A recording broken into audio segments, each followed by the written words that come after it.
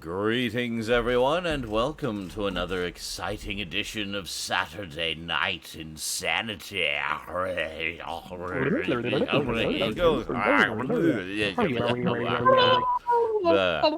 Why did you do the Twitter post? Stout is already frozen with his finger jammed I like in how his we mouth. can see Cass on camera, yet you still just have a picture of him over you. Oh, yeah. Wait, I forgot to turn that off. Hold on.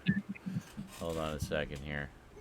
I will. Yes, and Hear me at Stout is- least? I Yes, can hear you. yes. We can hear you. Yeah. Did you do a tweet? There we go. Yes, I did. There he is. I saw the thing pop up my screen. Zaranyzerak is live. I'm like, I know, I'm in the room. I'm there. Hey, did you know? I was like, So one of my pickups this week, you may notice, I actually finally got a boom arm for the mic. Like, holy shit, I can move this around and stuff. Then, like the rest of us. Which means now the left and right stereo will be correct for the first time in history. Did you get the $15 one or the cheap one? Oh no, I went all out and got the $20 one. Oh, Yeah. Mr. Yeah. Rockefeller over here. Straight from, you You know. didn't tag me in this week's post. What are you talking about? Of course I did. Stout, Garbage, and Tune Man. Oh, you know why? Because it's left over Son from of a last bitch. week. Sorry. Son of a I bitch. forgot to add you back in. Yeah, see, you were gone one episode, and we already just phased you out. Scan, slap, and there. Okay.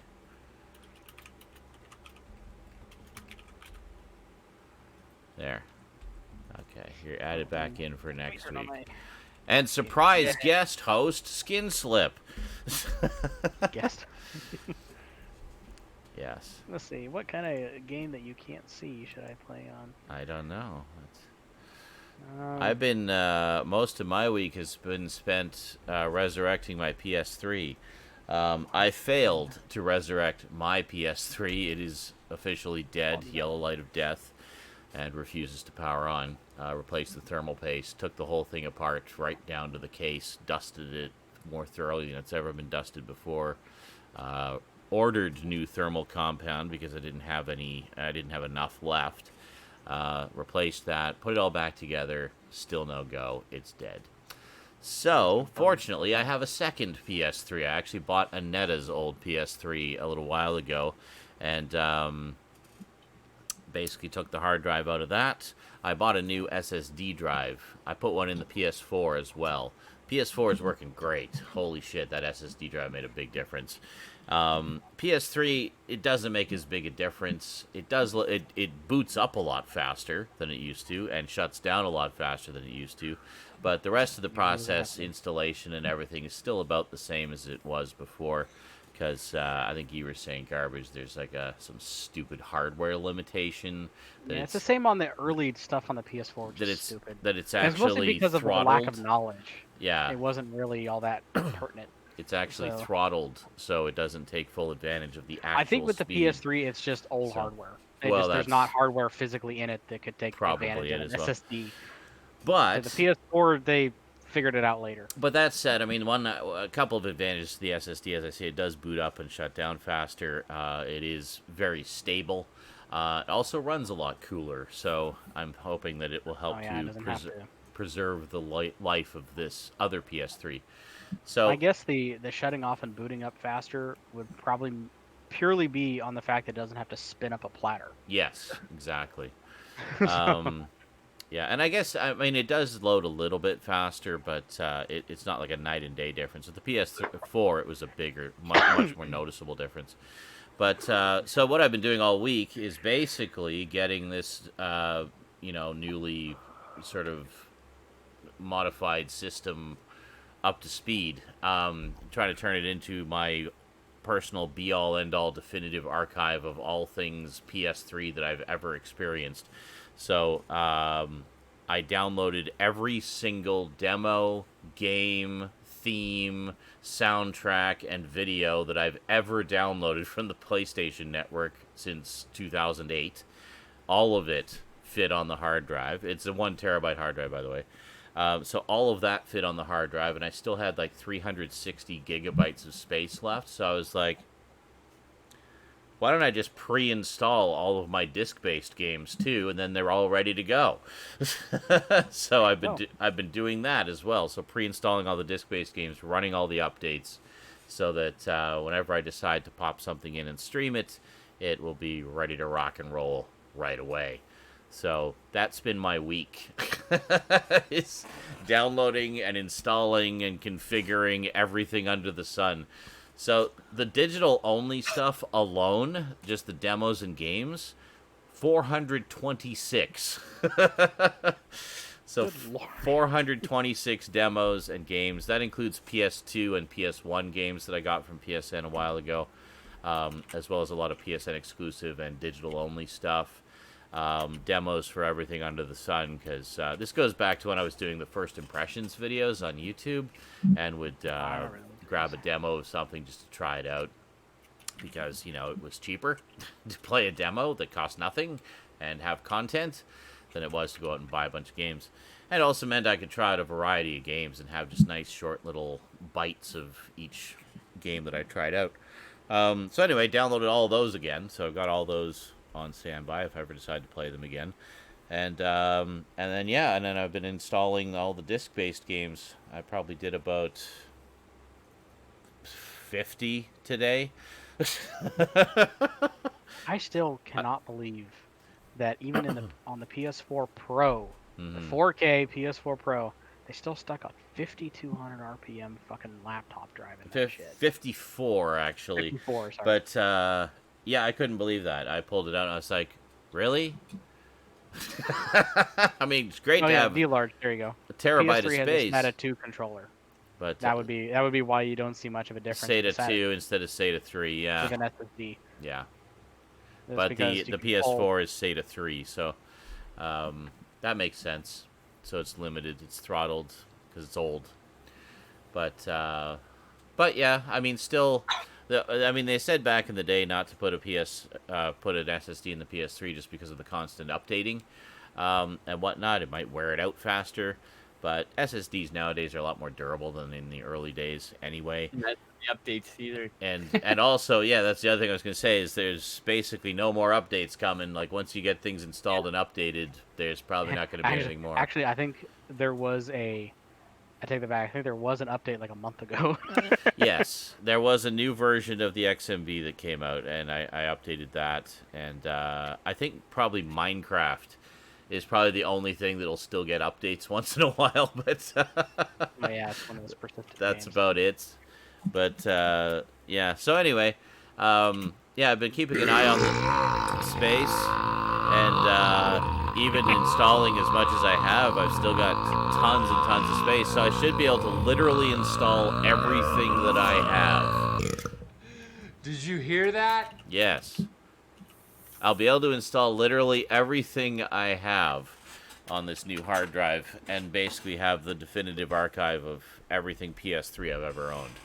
So, yeah. There you go. Cool stuff. There's a few games that I skipped over because I've since got the Steam versions And of course, PC version's a little better because you get the higher resolution, higher frame rate, that sort of stuff. So Easier to archive too. easier to archive, and also that with the streaming, obviously, I'm going to go with the higher quality version wherever possible. But there's a lot of a lot of other stuff that's PlayStation exclusive or console, or just generally console only, and there just aren't PC versions out there. So I've been kind of poking around as I've been going, but yeah, so it's good. The only drawback is because the old PS3 died before I could back everything up, I've lost all my old game saves. Rip. So I've got the hard drive, and the hard drive is fine. So I'm going to poke around and see if there's any kind of data recovery options where I might be able to pull the files off. This is before they started doing persistent cloud saves. Yeah. That's one thing I have been doing since reinstalling everything, is whenever it gives me the option for cloud save, I've been saying yes. So going forward, it should be backing things up continuously as we go. So we'll see how that goes. And also I'll do just manual backups of at least the game saves periodically, like to a flash drive or something, just to make sure. Yeah, I've been taking advantage of that when I've been moving some of my more arcadey games that don't really take advantage of the PS4 Pro's up rendering or anything like that. Yeah. Over to my original PS4, it's on my projector, Mm-hmm. and being able to just download my save games off cloud storage and continue from there. See, I didn't know that as a PS Plus subscriber, you get cloud storage for your saves until after all of this malarkey. So if I had known that at the time, I would have backed them up like a year ago. But oops. It wasn't really widely used on the PS3. It was, but it was very select. I think it was only like the last set of games that were released on the Well, a lot of them I PS4. noticed, even a lot of the older games had updates that added that as a feature. So like they added the cloud saves to a good chunk of them. So far, I think I've only actually found like maybe one game that didn't use it, and it was like a first-gen game. But all the others gave me the option when I installed them, and I was like, yes. Yes to all of them. So, but the things I'm particularly pissed off about losing and hoping there's some way I can recover them is, well, a lot of the old Minecraft stuff, because all of Rosie's old Minecraft worlds are on there. Things that she made like when she was younger, and just kind of learning to play video games and stuff, and getting into the creative aspect of it. So it's kind of would suck to lose all of that.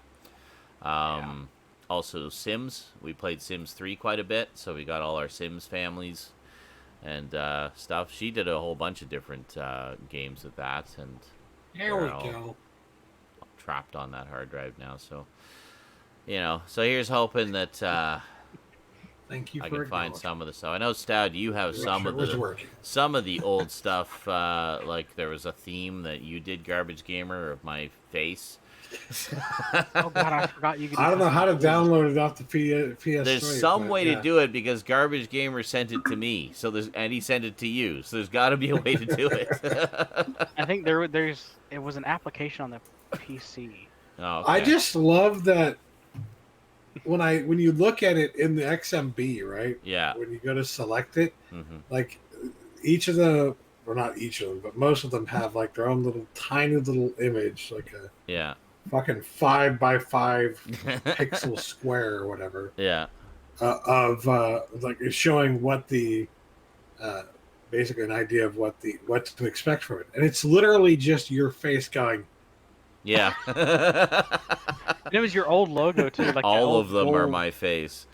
That the old same gold-colored picture. logo that you used to have. Over and over again. Oh right, the like the golden Z or whatever it was. Yeah. So there's that, and then there's some old pictures from when we all used to mess around on PlayStation Home, which I used to have those pictures. Quite amusing. And then I'm still sad that like never became a thing. Those like they advertised it heavily. Oh, I know. And it just like never took off. Like those pictures, I know you could send to me fairly easily, because you can just dump them to a flash drive and then send them that's to me. easy. Yeah. But the theme, I don't know, unless there's Unless I'm there's sure a way I'll just look it up on Google when I. Yeah, when I there might go be a way do to the save that pictures. to a flash drive as well and just send it as a file or something. I don't know. Possibly. I don't know. It's also fucking proprietary how they have that set up and encrypted. So, I mean, I tried the highly optimistic trick of taking the old PlayStation drive or the old PS3 drive and plugging it into the other PlayStation. Nope.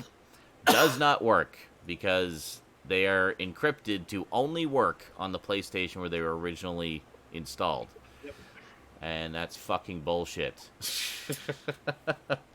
Yeah. So there's a lot of shit like that on the PS2. So basically, I have a special dock that's a 2-drive dock, and it can do an offline bit-for-bit clone of a drive. So I did a clone of the PS3 drive. That's going to be my work drive that I try to hammer away at and pull files off of.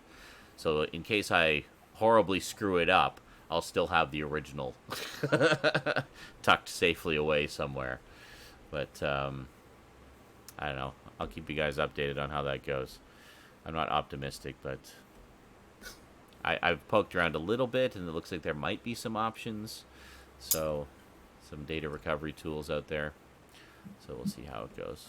You know, a game that I found on my download list that I ended up downloading? Yeah. That Garbage Gamer will remember. Mm-hmm. Ragdoll Kung Fu. Remember that free game? Oh, I remember that. The main thing I remember about it, like, it's not necessarily a great game. It's not a bad game either, but, like, that fucking theme song. Oh, no, it wasn't Ragdoll Kung Fu. It was, I think it was called Pain, where it was... one, yeah, you know the one that's probably I'm like talking about? the first one I ever downloaded. It was like a That might be the first game I ever downloaded, period. It was like a ragdoll physics thing where you just PC have this character that you would just fling around the screen and bash them into objects. So I first heard about it, I think, when there was an Elvira download for it, where they actually got Elvira to do like the voice of her character, of just like bashing into things and whatnot. So you can like throw Elvira all over the screen into walls and obstacles and stuff. So it was. It's like, what's the point of this? Just have you to ever heard of Jackass? Have stupid fun. Like Jackass with a ragdoll.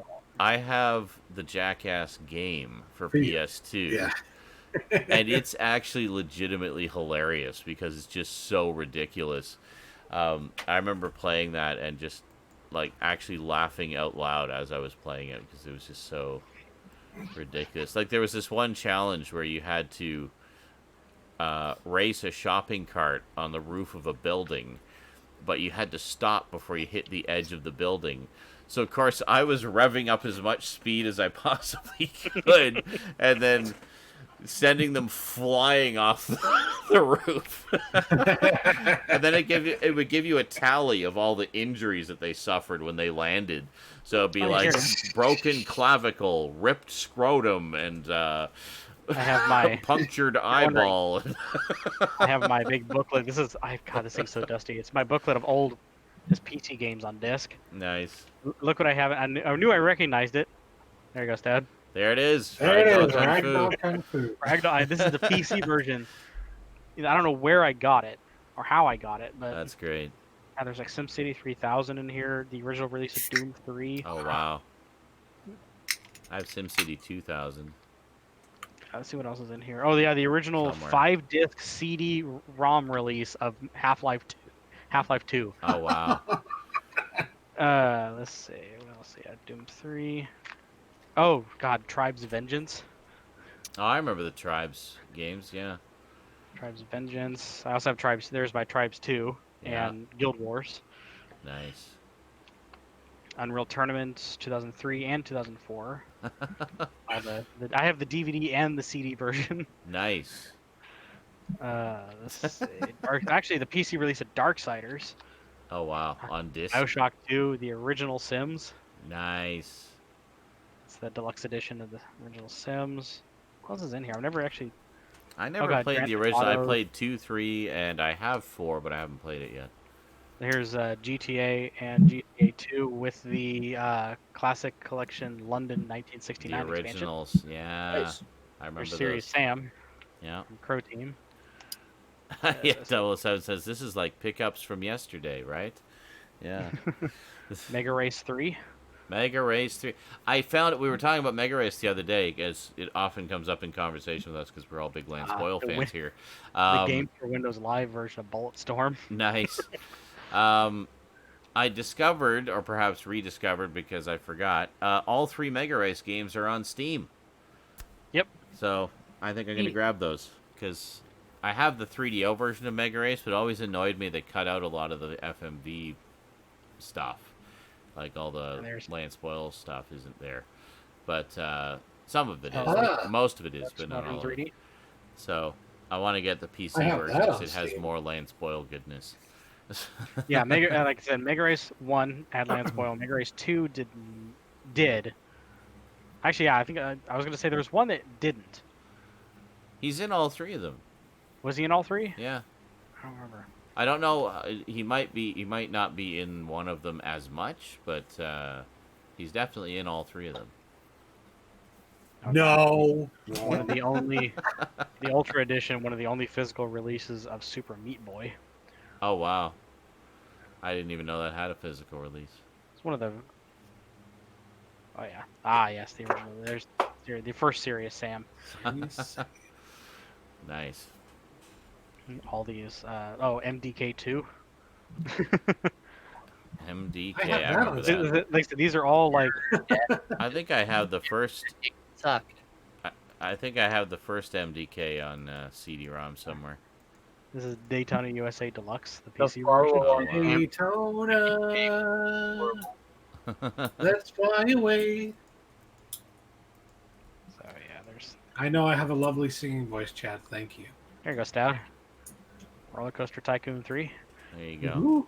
Oh yeah, of course. Iceman says Star Wars game sale coming up from May 4th, just a couple days away. It's already on, No actually. surprise, is it? Yeah. I was thinking about getting Episode 1 Racer because it's like $350 or I something like did that. get a refund for those bootleg Star Wars movies. Yay!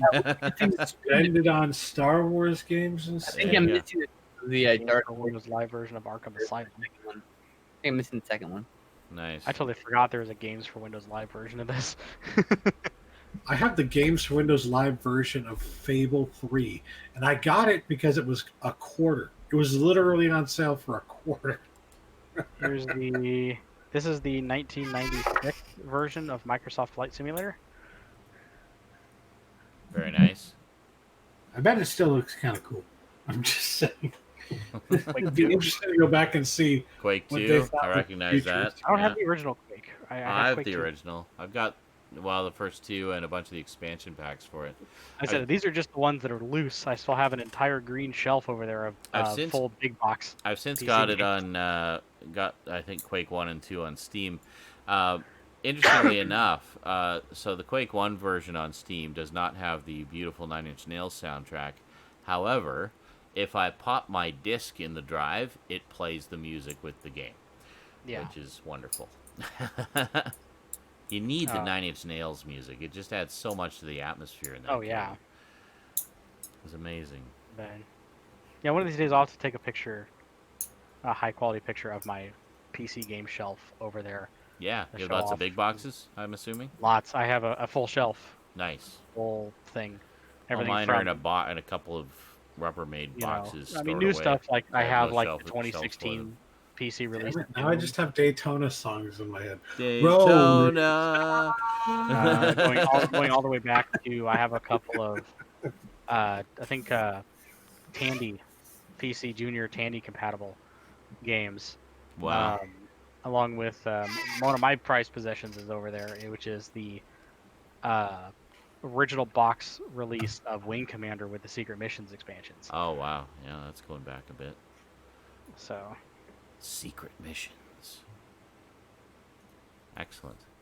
Okay. Oh, where'd Cass go? Oh, that I want LSD Dream Emulator. There you are. Welcome back. I just watched a video that talked about that. Anytime I try to bring the desktop up, it minimizes the screen that Cast is using for my webcam, Oh. and therefore it just goes black. Oh. Stop. Annoying. Leave the desktop Knock alone. it off. Only allowed to do one thing. Everybody just roboted on me. Excellent. in the robot. Woohoo! So I don't know what's up with cast tonight, but it seems to be not multiplexing like it usually does. So when one of us talks over each other, it cuts off one of you. So let's all try real hard not to talk over each other tonight. I know. Okay. Good.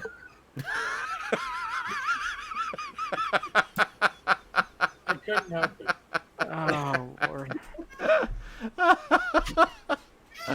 Okay, geeky news. We should probably get into the geeky news here. So, there's a lot. From Raptor Rivera, our New York news hound.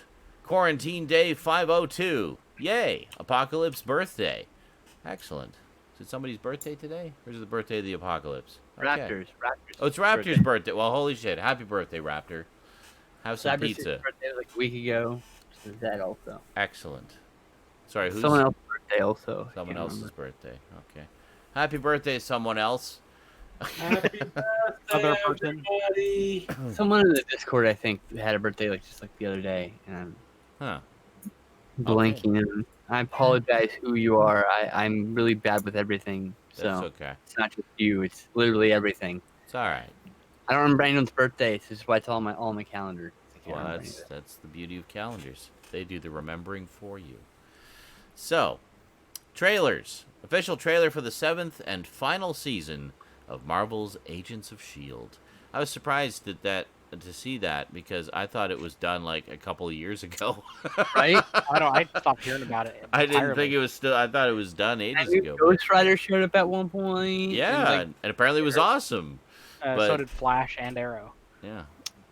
yeah, they ended too. Yeah. Did Flash Ar- end? I know Arrow ended.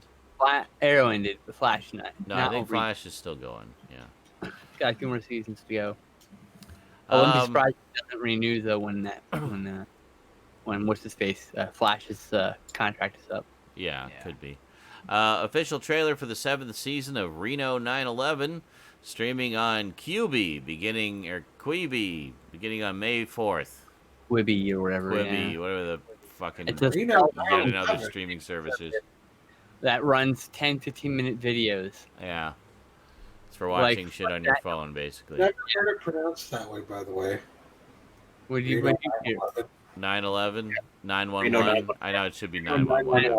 It's right, 911 because we're American. That's Yes, how we. I know. Well, There's an it's- emergency. Quick, call 911. no, it's It's- just it's You would because love it. of It's a- 9/11. It's It's like, stuck in my brain.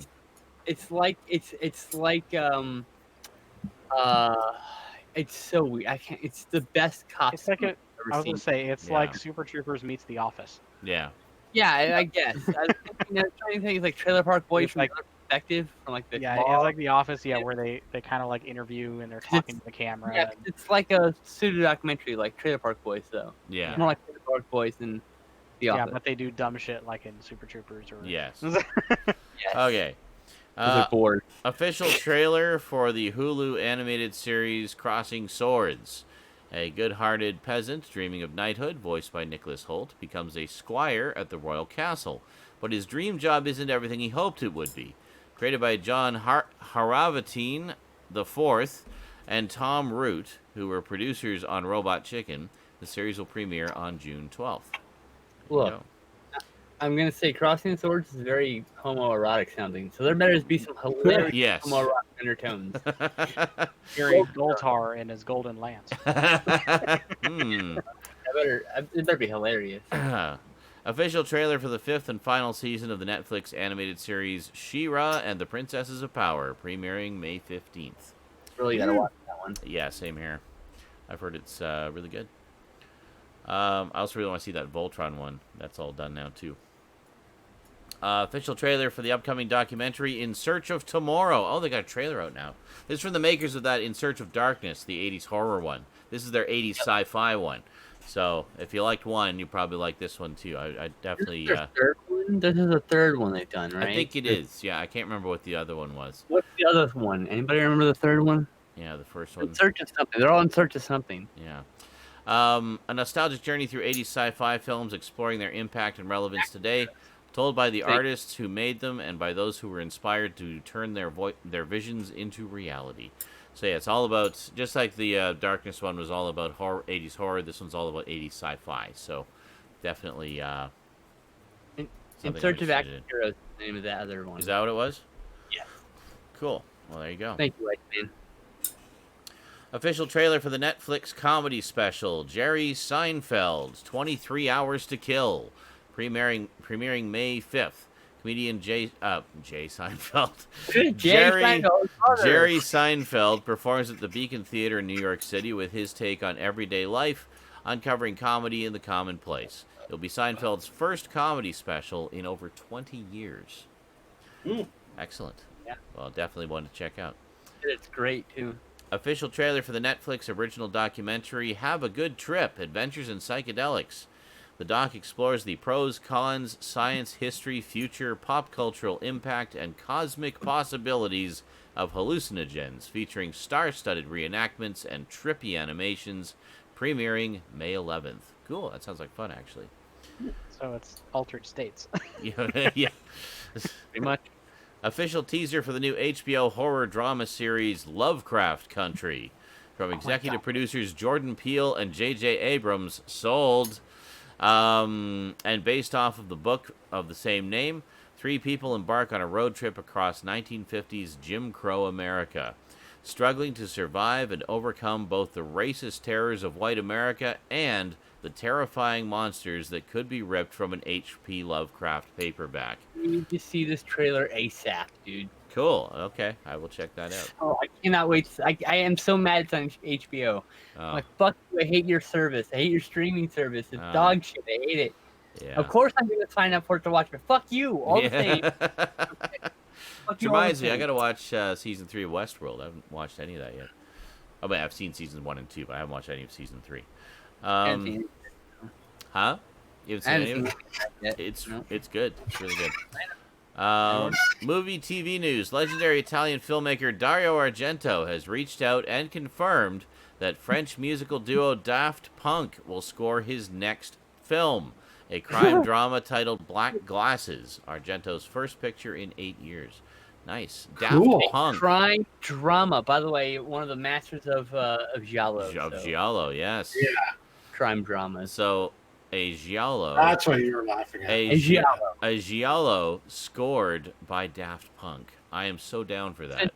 Giallo can only come from Italy. Yes. You can make neo giallos, which are like the new films that are done in the same format, but not from Italian, from Italy. Yeah. There's a couple of those going around. So, but this is the first time we're gonna get a real giallo from an Italian person from Italy in a long ass time. So yes, I'm stoked for this. And the first one, it's gonna be fucking awesome, especially with music from Daft Punk. And the first one scored by Daft Punk. Yeah. Oh. Disney will go forward with a live-action adaptation of the 1997 animated film Hercules. David Callahan, writer of the Expendables franchise and the upcoming Shang-Chi film, will pen the script with the Russo brothers producing. Could be interesting. There's a Shang-Chi film? Sweet. And there's a Shang-Chi film coming, apparently, so sweet. I'm in my life right now. I'm so into Shang-Chi right now. I need to get those Epic collections, like, badly. And The Rock will be playing Hercules, right? No. He already played Hercules in Warner Brothers. I wonder if we'll get James Woods as Hades again. Oh my god, that should be pretty good, actually. It's actually a good casting still. Yeah. Hi, my name's Hades, Order of the Dead. Hi, how you doing? He was so freaking hilarious in that movie. I enjoyed that one way more than I was expecting to, actually. It's one of my favorite Disney. Oh my god, John and Joe did Disney movie? It's a lot of fun. I like a lot of Disney movies, just not all of them. Yeah. Streaming giant Netflix is set to partner with Korean director Yeon Sang-ho, who helmed the critically acclaimed Train to Busan, to adapt the Korean webtoon Hell. The series, titled Hellbound, will tell a story of surviving under social chaos when a group of supernatural beings appear and condemn people to hell. A new religious group interprets them as the will of the divine. Interesting. Yeah. That's going to be weird for sure. Oh, In a good way. Here you go. 90s kids take note. A brand new live-action Goosebumps series based on R.L. Stine's best-selling books is in the works for the small screen. Scholastic Entertainment is teaming with Neil H. Moritz, producer of the last 2 Goosebumps films, and Sony Pictures TV to develop the series. There you go. It's a new Goosebumps series. I guess it could be all right, but I just have to say, Are You Afraid of the Dark was vastly superior to the Goosebumps series. I agree. But I was going to say, aren't we also getting a new Are You Afraid of the Dark? Yeah. That's a movie, not a series, right? Yeah, and it was not good. Beggars. Oh, is it out already? Yeah. Oh, okay. Yeah, you can just skip it. I'm not going to skip it. I will decide if I will skip it after I watch it. So not worth your time. I'll watch it. I'll love it just to spite you. Very well. That is true. Yes, you will. I might actually like it. I like a lot of crap, I mean, it's... Well, you like a lot of crap too, so I mean, come on. I mean, we all have our crap that we like, that others don't. They think it's just crap. It's more just, why did you do this like to the things that I liked when I was a But kid? we knew it was going to be different. We saw the trailer.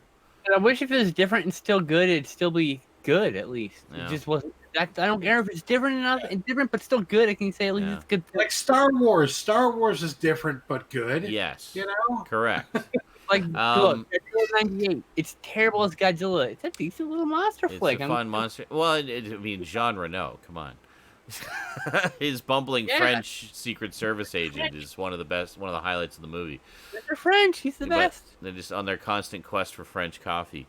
But I mean, like, it's great. It's just called Godzilla for some unknown fucking reason. Giant lizard creature. The movie. Iguanodon or whatever. Iguanodon, yeah. I mean, why not? I mean, how many Godzilla movies got retitled over here back in the day? Right? Just retitle it. Gigantus, the fire monster. Yeah. Why not call him Gigantus? Gigantus, 98. That'd be great. I would like, fuck that. They remade Gigantus. It's way better than the original movie. Yeah.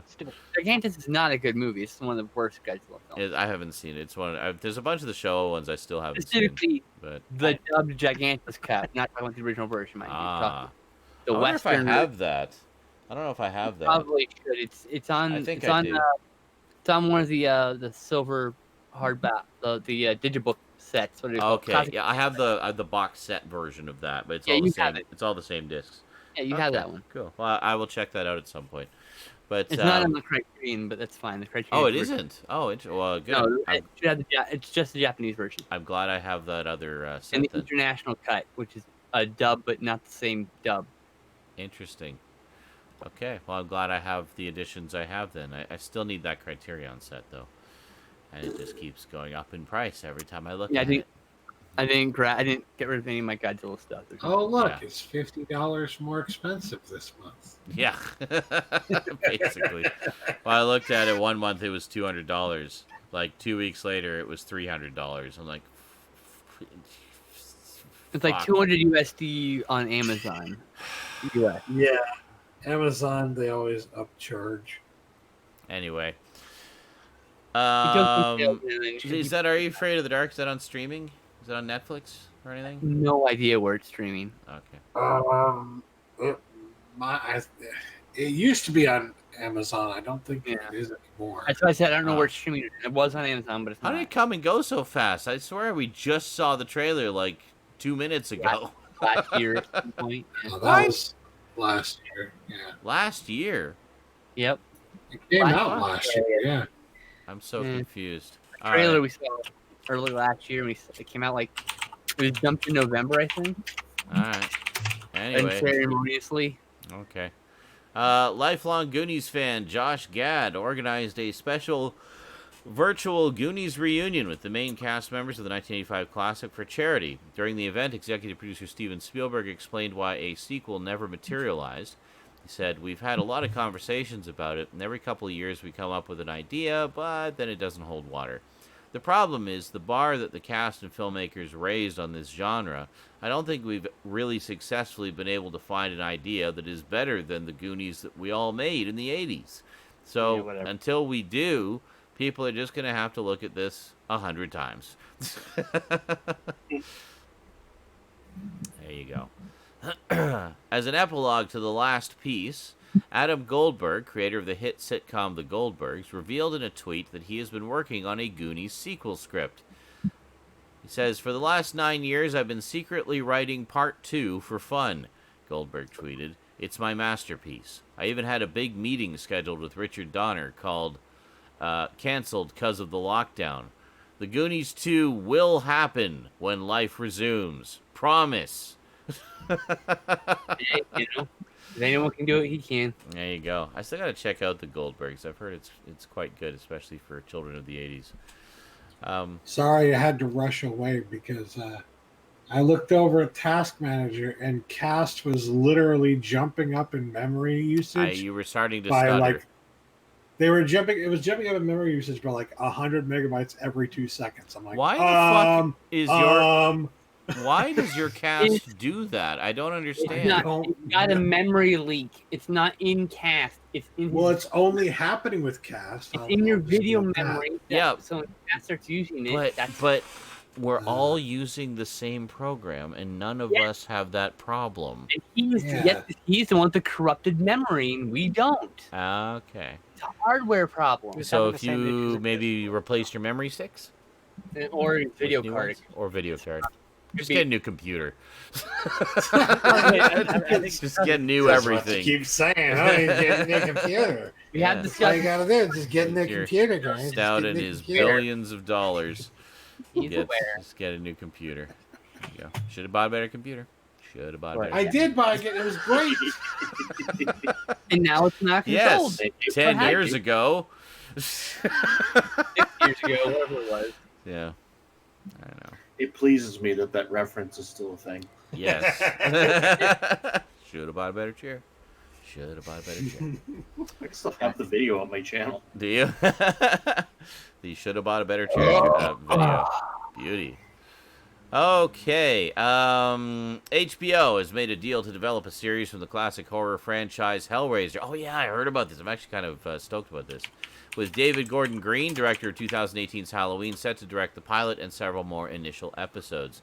The series will be written by genre and action vets Mark Verheiden, writer of Battlestar Galactica, Netflix's Daredevil. He was also the writer of the trilogy of Aliens comics that I'm always raving about. Great writer. And Netflix's Daredevil, and Michael Dougherty, writer and director of Trick or Treat, and most recently Godzilla, King of the Monsters. Look. What? Okay, I thought you were done. Sorry. No. The idea is to create an elevated continuation and expansion of the well-established Hellraiser mythology. It is by no means a remake, but rather assume the past mythology to be a given. So what were you going to say? David Gordon Green is an amazing filmmaker. If you don't know him outside of Halloween, which he did a really good job making that sequel. Yeah. Go check out Prince, Avalanche, and Joe, both which were at some point streaming on Netflix, and also in the Criterion Collection, the movie George Washington. These movies are amazing films, just really solid films that show you that he's not just a comedy director. He's got these amazing deeply written, deeply crafted characters, and then he's got penis humor and horror. It's so varied. I'm always surprised at which direction he's going. So I'm very excited for this Hellraiser. Really. Oh, well, they've got some good people there. Yeah. Okay. The likes of Aaron Paul, Jesse Eisenberg, and Karen Gillan are set to star in a brand new satirical sci-fi thriller, Duel. That's D-U-A-L, not to be confused with the Steven Spielberg film Duel. The film follows a woman, Gillan, who, after receiving a terminal diagnosis, opts for a cloning procedure to ease her loss on her friends and family. When she makes a miraculous recovery, her attempts to have her clone decommissioned fail and lead to a court-mandated duel to the death. Oh, God. The picture is to be directed by Riley Stearns, who previously helmed 2019's The Art of Self-Defense. Interesting. So that sounds like it could be fun. I'm in. Yeah. What a dumb premise. I'm in. Absolutely. Great. Let's go. No, sorry, you can't decommission your clone. You'll have to kill her yourself. fuck, fine. Cage match. Let's go. Fuck it, let's go. Get my gun. Lionsgate announced this week that a third installment in the Now You See Me franchise is currently in development. Eric Warren Singer, writer of 2013's American Hustle, has been hired to write the script. In a statement, the studio said Singer's fresh take will capture the fun, magic, and spirit of the 2013 original, introducing new characters into the world, also creating opportunities for the original cast to reprise their roles. Very cool. I like the first one a whole lot, so I want to see all of them. Okay. Now I'm just looking for a third one. Just get the trilogy set. Oh, here we go. A brand new animated Transformers prequel is in the works, with the story being about the relationship between leaders Optimus Prime and Megatron. Interesting. Set in Bayverse. What? It's set in the Bayverse. Oh, okay. Josh. That's the response I had. I was like, oh. Yeah. I was like, that's a terrible. Josh Cooley, the co-writer, co-director of Toy Story 4, will be directing the piece, with Andrew Barrer and Gabriel Ferrari, the duo who wrote Ant-Man and the Wasp, penning the script. Raptors note, here's the confusing bit. Variety listed this film as non-canon to the live-action universe, while The Hollywood Reporter listed it as canon. Yep. Character design looks like movie design, so I'm going to say it's probably whatever one gets the possibly. But then you look at something like Transformers Prime, where some of it was loosely based on movie stuff, and other bits were based on other stuff, and then other bits were original. So it's like, I don't know. I'm confused. Anyway, Transformers, yay. Controversy hit the movie theater business this week as both AMC and Regal Theaters announced they would not screen any films produced by Universal Studios. This news coming out after the studio had decided to put Trolls World Tour on premium video on demand, and in turn had grossed more profit in rentals than its predecessor did in a 5-month theatrical run. Sources close to the situation say the storm may be over before it even began. Where did Skinslip go? Okay. Yeah, I heard about this earlier this week. So basically they're no longer... Because Universal decided to release a film on streaming, the movie theater's getting all bent out of shape about it. Like, come on. Like, what the fuck did you expect them to do? The studios need to make their money too. You know? It's like you're like the movie theaters are the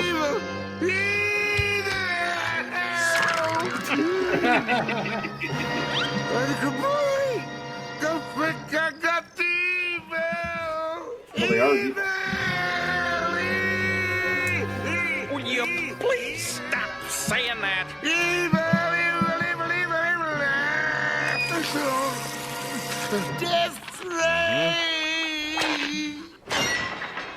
Thank you, JL.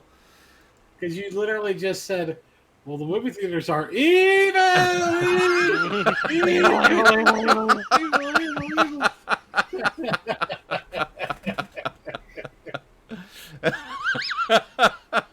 What I was going to say is movie theaters are literally the bottom end of the movie business.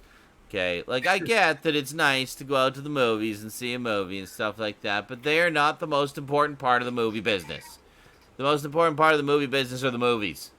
So, you know, they have a choice. They can sit on them for months and months and months. Hello, welcome back. Okay. The mic wasn't... Anyway, they can sit on them for months and months and months.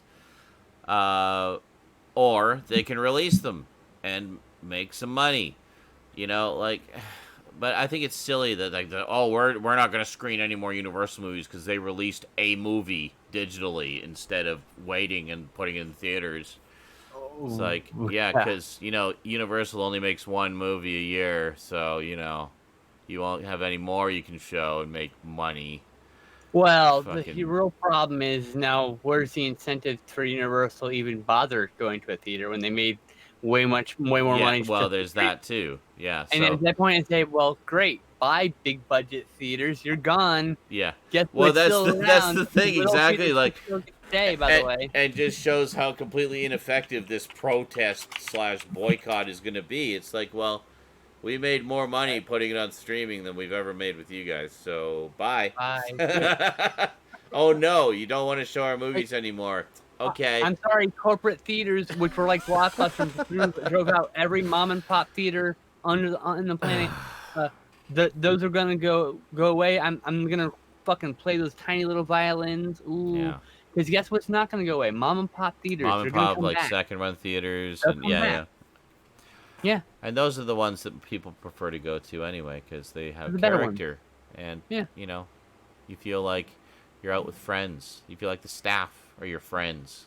They welcome you. They're happy to have you there. Boo-hoo. AMC is gonna go out of business. Yeah.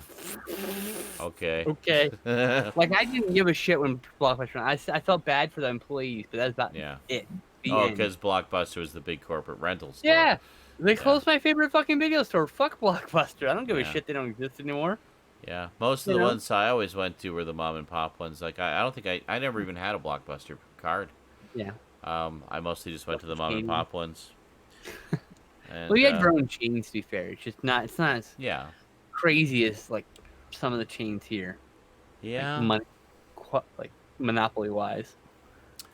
So, the obituaries for this week. boy. Another lengthy list, as it's probably going to be for a while. Yep. We lost Dr. Lorna Breen, leading New York City emergency room doctor who recovered from COVID-19 and continued to treat coronavirus patients. Richard Hake, the voice of WNYC's Morning Edition as producer, reporter, and host for nearly 30 years. Matteo De Cosmo, Italian art director and production designer with a 23-year career, working on such projects as 2009's Precious, Chappelle's Show, Marvel's Punisher, and Luke Cage series, and others. John Lafia, American film and television writer, director, producer, and musician with an over 30-year career, best known as the co-writer of the original Child's Play, as well as the director of Child's Play 2. Komiko Okei, Japanese actor, voice actor, and television presenter with a career starting in 1975 and spanning 45 years. Best known for her voice work as one of the voices of Officer Jenny in Pokemon, Hiroyuki Morida's...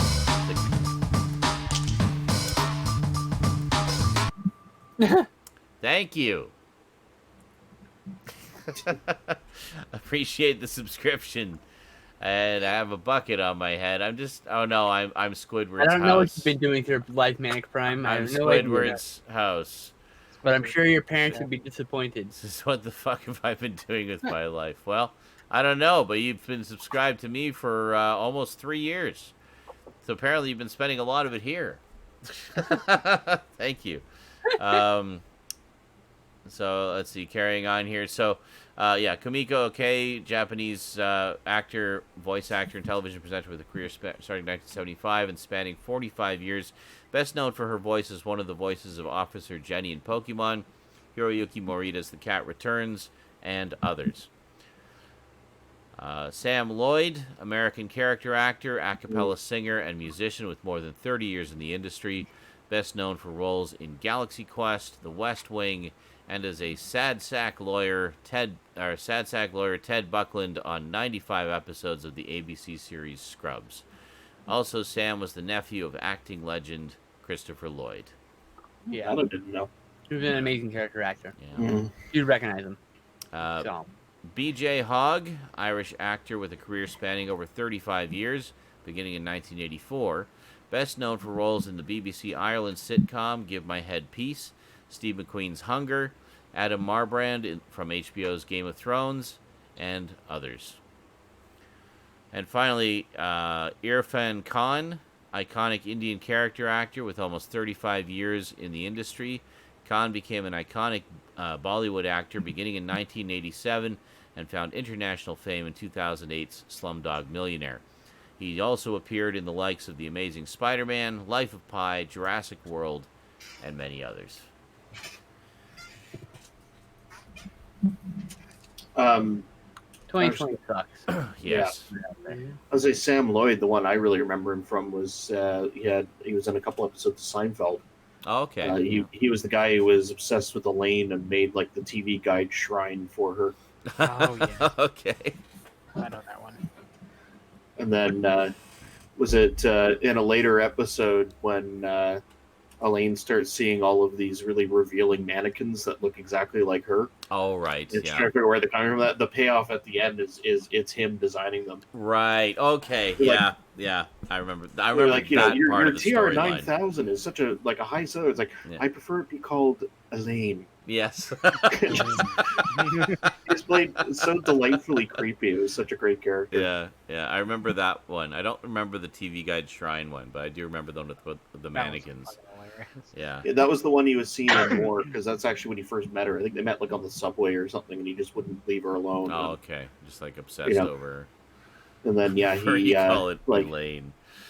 well, he somehow gets a hold of Frank Costanza has like a club of like 20 years of TV Guide or something like that. And he like cuts them Oh, up and that's makes right. them, like, Yeah. Yeah. drapes or something, and Yeah. like he's like, "What did you do with them?" Like freaking out. Yeah. Okay, so Garbage Gamer gaming news this week. I got some stuff here. Excellent. Let's see. First one here. Oh, Surprising. Raptor says, "What's on the screen this week, Eric?" There you go. We got a little Jet Set Radio Future for the original Xbox. Oh, okay, cool. Jet This Set is Radio. actually, like I said, there's the cover. This is actually the 2-disc that also comes with like a GT 2002. Hell yeah. Oh, very nice. I One of my favorite once games got of all that time. game for a fucking quarter. The double Jet Set pack. Radio. I And just I'm want to actually all time. playing my preferred control method for the original Xbox. Of course, you need The the Duke. UFO. I got big man hands. So it's like, There you go. like it literally, as you can see, Jet it Set fits Radio perfectly in my hand. Looks pretty cool. I So, don't know if I think I played one of the Jet Set radios. I can't remember which one it was. well, there's only two. There was Jet Grind Radio, then there was Jet Set Radio Future. I think played so much Jet Grind Radio. It's not even They fun. re-released Jet Grind Radio as Jet Set Radio on a bunch of consoles. Oh, Well, okay. the Jet It's the same Grind game, Radio basically. was the, if I remember correctly, was the Europe and U.S. name Jet Set Radio. Or did I get that backwards? I think it's that. I think it's backwards. So yeah, Jet Set Radio. Hold on. Jet Grind was here. Jet Set was there. I have Okay. Jet No, it's the other Set. way around, I Yes, think. that's right. It was gifted to me by one of you fine folks. I have it on Steam. Jet Set Radio. Oh, that Yeah. fucking edition is fucked and doesn't control well at all. Cool. Well, anyway, I have it. And I played it, and it was very frustrating. Exactly. Oh, And Because the game up on the, controls now are I've added fucked when I a wanna play. I've added a little Yes. screen. If you can, for the eagle eye out there who can actually point out what game this is. Let me You can see. play it. Let's go. I need a better webcam. Yeah, higher quality. No, No, Okay. really? 10 years later?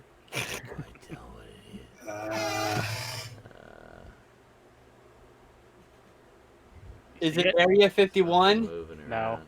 Damn. It'd be hilarious if they Is released that a Mortal version. Kombat? No, I thought Pong! you- It's Pong! Definitely Is that, Pong! is I was that Mortal expecting you to Kombat? have It looks like customized it. Mortal Nope. Kombat. It is a fighting game. Is it Mortal Actually, Kombat? This is a Neo Mortal Geo Mini, Kombat. so It's Mortal It's a Neo Kombat, Geo. right? King of Fighters? it is a King of Fighters. But which King one? of Fighters 98? 95. 2000? 2000. King of Fighters 1? You just have to keep guessing. It's my favorite version of King Well, of Fighters. hey, I King of Fighters had expected 2000. Eric to have already hacked it and installed like your own like There we arcade shit in there, and you're playing all these arcade games. And it's time to the arcade. It'd be fucking hilarious if they put light gun games on this. Oh, wow. I can just tell like going doo doo doo doo. But anyway, yeah. So King of Fighters 2000 and Jet Set Radio Future. Okay, gaming news. A surprise update appeared on a very old game that's available on Steam. Huh. Star Wars Battlefront, Oh, 2004 version, like the had- original. received a random update adding online multiplayer. What? Oh my god. Really? You're an Oh my idiot. god. Okay, I thank wanna you, play Jail. it. I think I have that. And I have yeah, it too. Yeah, most people already have it, but if you don't, it's $5 on Steam. Is it the original? I Yeah, have. $4.99. I think I have Have a Battlefront Battlefront 2. 2? I have Battlefront 2. Yeah, this is the original Battlefront. I only have That Battlefront received an 2. online multiplayer update on Steam. Well, then I I should have the get. 2005 Battlefront 2. What? Sadly. Yes, that's hell what I is have wrong? as well. I should get. I'd like to have the original. I actually liked the original a little more than the second one, to tell you the truth. Really? Well, you're actually in the minority there, I think. I don't Even have though the the first one second- somehow. What The fuck? second one, well, honestly, I don't think I played the second one as much. The first one I played a lot, and I know the big complaint everybody had, it was all ground combat. It wasn't until the second one that they added one the, they added Yeah. they had the vehicles and spaceships and the space vehicles. battles. And I don't know, I liked the ground combat. I enjoyed it. Oh yeah, Just the ground combat was. going in with armies liked and just the laying first waste two to the games a enemies. lot. Yeah. So, I like both of games quite a bit. So yeah, so I thought that was kind of interesting and fairly random too. That was my wish list, so maybe I'll You know buy what? But it. it makes me think that since they did this, they're probably working on adding online multiplayer to Battlefront 2. oh, there it is. Oh, that'd be cool. I would That's- hope so. Because it was originally announced that, $5.74 in Canada. I'm gonna add that to my the wish list. lead developer of the new There we go. Battlefront 2, the EA monstrosity, they said after all of these free updates Whoa. that have come to the game, We're back. okay, that all Yeah. these free updates that have come to the game, the original developer has said that now in its current state with all these updates and all these free DLC that has been released for the game, it is now in its what he calls its complete form. And what his original Finally. intention was. 16 his years original- later. Oh, no. This is the new Battlefront 2 that came out like 4 Oh, or the 5 new years one. Oh, Okay. Yeah, okay. I haven't played either of those. I think I just had the base game of that. I don't have Yeah. anything. So if there's any time now to get into the Battlefront series, new and old, Mhm. now would be a time to do it because with all the free updates and stuff to the new ones, it's Mhm. in what it's known as its complete form, and apparently we have online multiplayer for the original. There now. you go. Very nice. Like I said, I hope they follow and give us online multiplayer for the second one also. Yeah, I really enjoyed those because it felt like, I mean, you were just basically getting a battle scenario, but it really felt like you were in the Star Wars world. I thought like they did a really nice job of that. I like the space battles. I missed Yeah. that in the new one. They're not There we like go. the new one. No. Welcome back, It was Steph. doing it again. I know. And I think I know why it was doing it again, Yeah. by the way. Every time it seems to be because I'm opening up another program that has something to do with video. So like, Ah, There you go. if I have any program open, like say Discord, so at the don't. same time as Cast, it's just like Cast freaks the fuck out. So it's like Cast just starts sucking up the resources. Okay, so just don't open anything else ever while you're on leave it alone. Cast, and it'll be But fine. what I was gonna say about the updates in general to really old games is that Mm-hmm. I recently found out, because I was looking into like all the Final Fantasy games that I had. Mm-hmm. I recently found out that they did an update to Final Fantasy 3 on wow. Steam last year, Random. a year ago, and I was like, "Wait, what?" Why? I mean, that's the beauty of some of these old games being re-released on modern platforms. Mm-hmm. Is they could go back and when they previously couldn't do patch updates, Yeah. they can go back and go like, oh yeah, that's right, this game had this big stupid bug in it. Yeah. We can fix it now They and can send a fix it. patch out. Yeah. Yeah. You know, so that's what they're doing. And also like this one, oh hey, fuck it, we have probably some extra servers laying around. Let's add multiplayer. Oh yeah, Duncan. Dark Forces is usually dirt cheap. I have it. Mhm. I have it a couple times over actually. I have it on PSN, the PS1 version, and I have the PC version on Steam. Yep. And Dark Forces and It's Dark fun. Forces 2, those are great build engine Yeah. Star Wars games. Yep. Star Wars does Doom. Let's see. The next update here, the Xbox Series X Microsoft has announced they're doing a game showcase. So that's for the launch titles for the system. That's going to be airing, I guess, on YouTube and wherever you watch normal stuff from them on May 7th. So coming up Oh, here wow. in about 4 days, they're I doing. mean, that's usually what they do for E3, but That's what I'm saying. That's canceled what I'm now. thinking. A Yeah. lot of these big companies like Sony, Nintendo, Microsoft, and all the other big developers Mm-hmm. are going to be doing. They're going to be having these little like Yeah. online showcases. Yeah. Following up on what they would normally did. be showing off during E3 during press conferences and show floors. They would be showing online. So that's cool. So yeah, check out May 7th. Because I'm actually really curious to see what the lineup of games are and how good they look. Nice.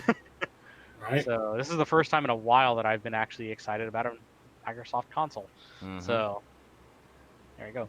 Got a launch trailer for a game called Warrior Orb. It's Warrior Orb. Warrior Orb. Okay. Warrior Orb. And you play a little red ball with a sword and a helmet. And it's a silly little side-scrolling platformer that's it's available on Steam. Mm-hmm. And I watched the trailer, and it has almost like a Deadpool narration happening the whole entire time. Nice.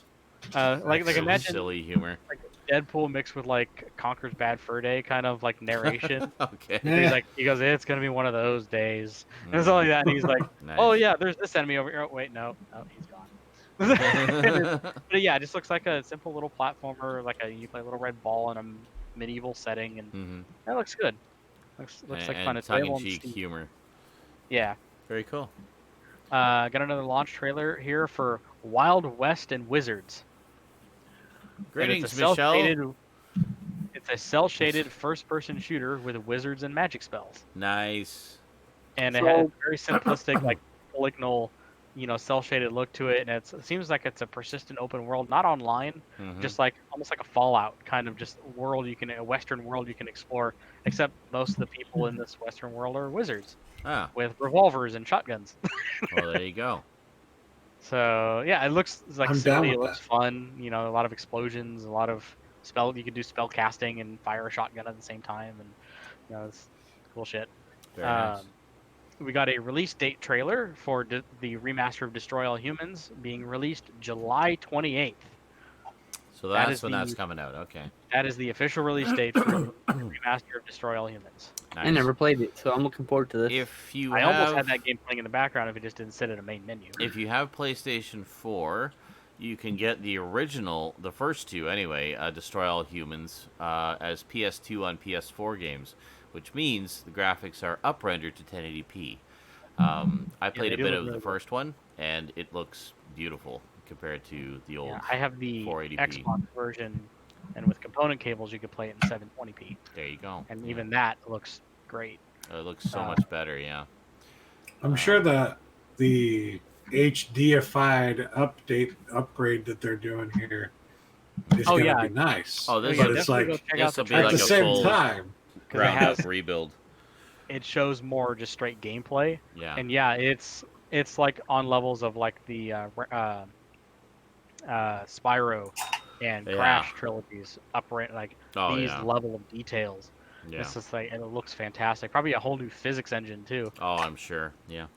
I watched, funny enough, today a YouTube video comparing the cinematic intros of the Crash Bandicoot games, comparing the original PS1 versions to the remasters. And it's pretty interesting to see. The cinematics in particular, they redid the whole thing from the ground up. Oh yeah, it goes from an in-engine PS1 cinematic to damn near a Pixar movie. Oh, it's amazing. So much more character animation to it, and they actually redid the voice acting for the first one anyway, because I guess the sound samples weren't very high quality. And then, am I crazy, or is it Clancy Brown as the voice of the main villain? It is him. I thought so. By the way, little side note. This week, Rosie played... Well, this weekend and last weekend, Rosie played Detroit Become Human. And she finished it. And she has become such a huge Clancy Brown fan, because he's one of the main characters in that. And we just watched Starship Troopers, and I said, yeah, he's also the voice of Mr. Crab in SpongeBob. He's like, really? After the show, you'll have to talk to me about which ending she got.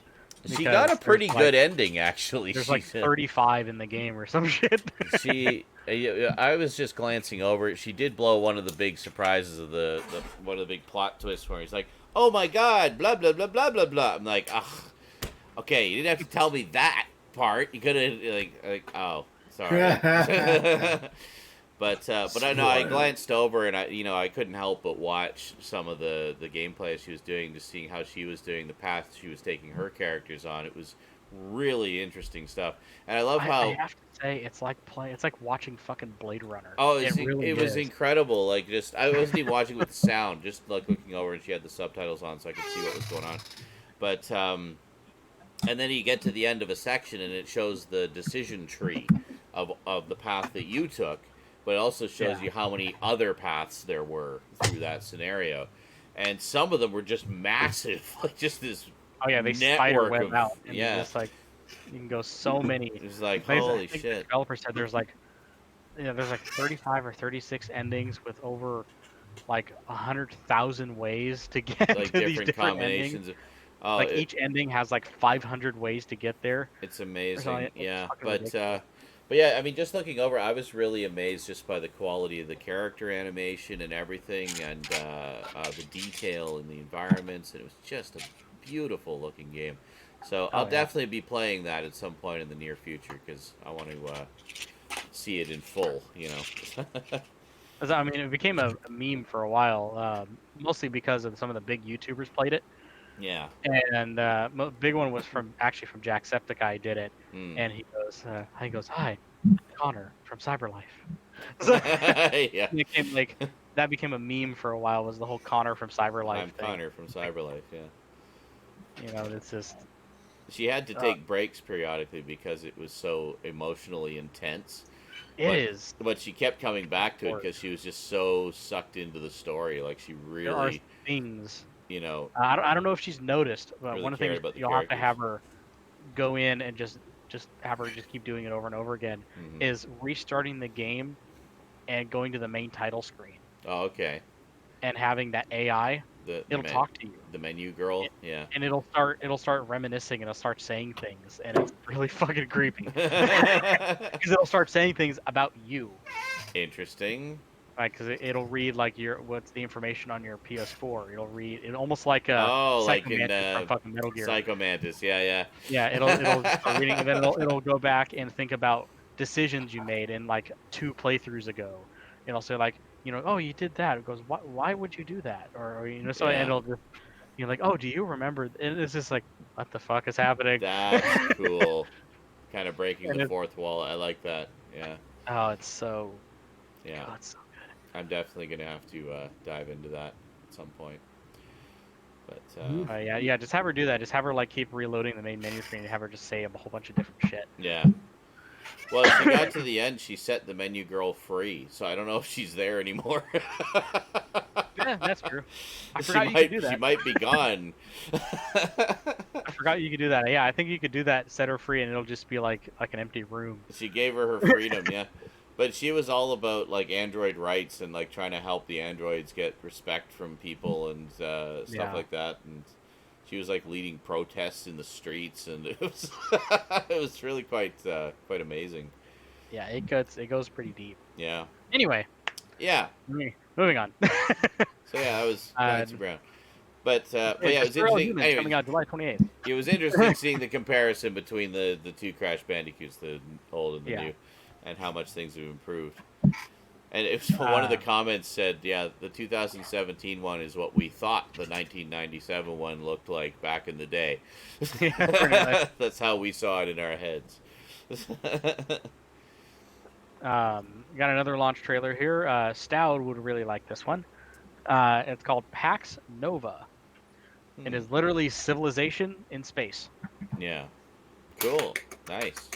So you can travel to different planets. As soon as you get down to the planet, it's the whole octagon grid-based, like Civ, and where you can conquer planets and do all that fun shit. Looks good. Okay, so so for each of the platforms here, so for Xbox One or just Xbox, the games with gold for this month. For May 1st through the 13th is going to be V-Rally 4. Okay. May 16th through June 15th is going to be Warhammer 40k Inquisition Martyr. Ooh, nice. And May 1st through 15th is going to be Sensible World of Soccer. Oh, wow. That's an old one. And May 16th through the 31st is that's by the way, Sensible World of Soccer is a 360 game. Yeah. And May 16th through the 1st is the other 360 game, Overlord. Nice. But going back even farther, Sensible World of Soccer was originally an Amiga game. Oh, really? Yeah. I remember that one being all the rage, because I used to read a lot of the UK Amiga magazines, and I remember Sensible World of Soccer being talked about a lot, because, they love their... God, they love talking their about Amiga again. Yeah. I was about Amiga with this guy. Unless I'm thinking of something else. I'm pretty sure it was originally on the Amiga. So yeah, if you have a Xbox Live Gold account and you have an Xbox, you can pick up those games throughout the month. There you go. If you're a PlayStation fan, you got kind of we got a couple of games here, and we had some good ones last month. I mean, these aren't bad games. I mean, I think we all own one of them on the PC, but I think we own it ironically. Okay. I know a couple people in this chat and in the chat on Twitch here would like the first game, which is Cities Skylines. Okay. Which is literally like discount SimCity. Okay. And the other one is Farming Simulator 19. Which we all have. On the... Now we can also have it on our PS4s. Yay! So yeah, I mean, like, I don't want to shit on these games because these are both great games. They just seem oh my kind God. We had so much fun with Farming Simulator 19. We got to get back to that. Most people were saying this is the first time in a while where the PlayStation Plus lineup of games that none of them were first-party titles. Yeah. So there's always got to be that one dead month. Maybe this is it. Well, that's true. Yeah. They can't all be cold. Yeah. So yeah, City Skylines and Farming Simulator 19 all through the month for PlayStation Plus subscribers. Hooray! And that's everything that's fit to geek. Excellent. Well, thank you very much. That's some good stuff. So, pickups, gentlemen and ladies? Pickups? 3. Pickups.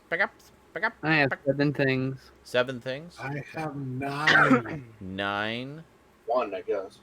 Cass has 1. And Garbage, you have 3. 3. Okay. And I have, how many do I have? All odd numbers. Interesting. I'll volunteer to go first because I have 1 and I also need to fix my chom. Well, I'm going to break the trend. I have 4. Actually, 6 if you include my clothes. I'm wearing one of them.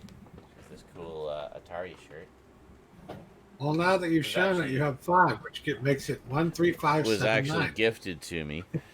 And I got another shirt which is over there, but I'll show you after. And yeah. All right. Well, let's we'll start in the lower corner here, I guess. Cass, you said you have 1. Yeah, I'm not going to bring it over because I'm quite sore from car repair yesterday. I can't like lift things easily. Okay. I got a second monitor for my computer. Hey, Yay. nice. Right this week. I'm guessing you don't have it set up yet, though. No, I'm sorting out my desk area a bit, but once I've done that, then I'll set it up. Nice. Yeah, it's a Acer 20-inch, just a standard basic one, but at least it'll give me dual display, which I've wanted for a while. Mm-hmm. And so you can just set it up so you can just move things from one monitor to the other, kind of thing. Exactly, yeah. Yeah. Now you just get a lust after a third display. I got 3 displays going on. See, you got to do what Skinslip does and have a third display, but one of them is set up vertically, so you can have. Well, I don't have that currently, just because the stand doesn't work vertically, but the monitor doesn't work vertically. They're in that orientation. Okay, but anyway, you can do that, and then you can use it for like message boards and be able to have more messages on the screen, and also really great for pinball games. It's also really good for spreadsheets and documents. Honestly. And old arcade games like Pac-Man. I was going to say, that's what I used to do. Yeah. I have 2 old TVs and an actual monitor. I want to get a real monitor because those you can turn sideways. Yeah, that's true. Better and all on those. Yeah. Well, what I was thinking, especially since I'm going to be unemployed for the next little while, is then I can have one as like my watching stuff monitor, my other one is working on stuff monitor. Yeah, welcome to multitasking. As long as I have to like split screen within the same monitor, so I have like a tiny little viewing window. And that's often what I do. I mean, I technically have 3 screens, but one of them is used as the main TV in the living room, so Rosie's usually over there using it. But yeah, it's basically my working life. Yeah. I always have Twitch on this screen, and then I have my work on this screen, split down the center. Same. That's my watching screen. I only watch things on the screen. Yeah. I have cast on this giant 46-inch 4K, and I have all your guys' heads are so fucking big. And I was like, and I have the Twitch chat, Twitch running over here with my camera set up. It's set up right there. There you go. And then like you got games in the background. Just all I have on this surrounded by screen right now, screens. because I'm running cast, is Task Manager. Oh. So that I can monitor cast. That's great. So you have Task I always have it Manager open on this monitor. on Chilling. a 40-inch screen. So the alerts are really big and even more alarming. So, Garbage Gamer, what'd you get this week? What did I get this week? I Yeah. got some stuff here. Got some stuff. That'd be off screen fixed by Chung, by the way. I have to be on the floor. Okay. Actually, I was able to. All these actually are eBay finds, by the way. Okay. Since you can't go anywhere, and I don't like ordering things off of Amazon right now. Okay. So the first one I picked up is a little Godzilla Destroy All Monsters Melee for the game. Oh, Nice. Nice. I've been wanting to get this for a long time. Like, this is the game that made the PS4 version. You know, this is what people thought the PS4 version was going to be. Oh, okay. Was this game, which is a fantastic game. A must own if you have a GameCube. Yeah. Is it Very GameCube arcade. exclusive? Awesome. Yeah, it's an arcade fighter. It's got all I love it. all the classics, all the monsters in it. So I actually have both. I have this one, and then I have the Xbox version of Godzilla Unleashed. Okay. Which is pretty much like an updated version of this with a couple of added monsters. I think Biolante's in it. Right. Yeah. Smog Monster, you can play as that. This one has Destroyer, Destroya Desotroya. In it, so... But like there's like two on the GameCube, and then the third one is Godzilla Saves the Earth, which Yeah. Right. So there's that. So this one actually is a pickup that I've been wanting to get because the version I have, the discs, I bought it at a yard sale. The discs looked like they played Skip It with it. So it's like, I'm surprised they didn't work. So I found this one. It wasn't all that expensive, but I managed to find Hong Kong Phooey. Nice. Heck yeah. Scatman Crothers. This is the black case. So this is the That's exact the one that I original. used to have. That's the original. The Hong Kong Book of Kung Fu. Nice. So it's a weird release because it has one disc, disc 1. Yep. And then disc 2 is a flipper disc. Flipper disc. Man sets are like that too. And the rest and it's yeah. The annoying part Yeah, because it has disc 1 episodes, and it has disc 2 side A and then side B. Yeah. So I was like, so whatever. Ah. But Did you have to cheap out like that? Yeah, they're just trying to save money, so then to print a third disc and get a different tray. all Yeah. 31 episodes. That's a set I'd I like always to love get. the show. Yeah. I used to watch that all the time when I was a kid. I probably haven't seen it since I was a kid too. It's a kung fu dog voiced by Scatman Crothers. Yep. I mean, you really can't go wrong with that. Hell yeah. So this one, I did pay. I wouldn't say I paid a lot of money for it. I mean, the box is kind of fucked up. I want to see if I can get a replacement box for this. Mm-hmm. But I wanted to complete the set because I had Volume 2 and not Volume 1, and that is Gigantor. Ah, yes. Good This is old the complete Gigantor. First collection. Gigantor. Like, yeah. They've got those on one of the streaming services. Anyway, I watched a little bit of it. I'd never seen it before because it was never on in my area, or at least not in my. So I now time. own the entire series. There's 2 volumes. Oh, it's great, and it's Those are released. And it's very influential. It's that style. Speaking of Gigantor, I mean, Jesus. Oh, nice. That's a nice set. Eric, look, I have Gigantor. I forgot Oh, to there's show you. Gigantor. That's the newer design of Gigantor. Oh, there. There we go. Yeah. That's Very 2020, the movie design, I believe. And that's the Yeah. It's Live action. 28. animated. And there it is. This is during the same time as they were releasing Astro Boy. Yes. So this is Astro Boy I've seen. They showed that in my area, but for whatever reason, Gigantor. Maybe because it was black and white? I don't know. I don't know. I mean, it's from Racism. 1964, so Yeah. it was Gigantor. Yeah, they showed Astro Boy. I don't think they even showed. They didn't even show Speed Racer in my area. So it wasn't until quite a while later I finally saw Speed Racer. I never saw Gigantor as a kid, but Speed Racer was one I watched a lot of. Gigantor was I one have of those shows. stat of the U.S. version. I have a weird affinity for it. I mean, I think the show's great. It's funny and stupid. And, Oh yeah, it's and very it's that much for little kids. very campy. Yeah. And but it was a show that came on Adult Swim actually, and it came on at like 5 o'clock in the morning. Yeah. Yep. Well, It was just one of those like last little filler shows they did before the network switched over back to Cartoon Network. yeah, banking on And the it came nostalgia on- basically. So. And it came on right when I had to get up to get ready to go to school. But also, I guess before I switch back to the Cartoon Network, because it's like something that older viewers would like for nostalgic reasons, but it's also safe for kids. So it's a good, good sort of transitional show. It was, I think it was the last, because the way Adult Swim worked is they would have like the popular run shows that started off first, so it would be like Family Guy, Futurama, King of the Hill, American Dad, and all that kind of stuff. Yeah. Then later on in the evening, it would switch over to anime, Yeah. and it would play on the Full Metal Alchemist, the Ghost in the Shells, and those would run till about 5 in the morning. And the last anime they would show would be like Gigantor. Yeah.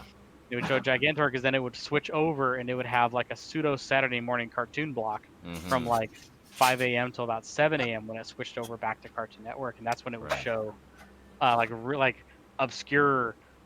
Like the Chuck Norris show, Mr. T, and Chuck Norris Karate Commandos, and it was like it would show those at like 6 o'clock in the morning. Yeah.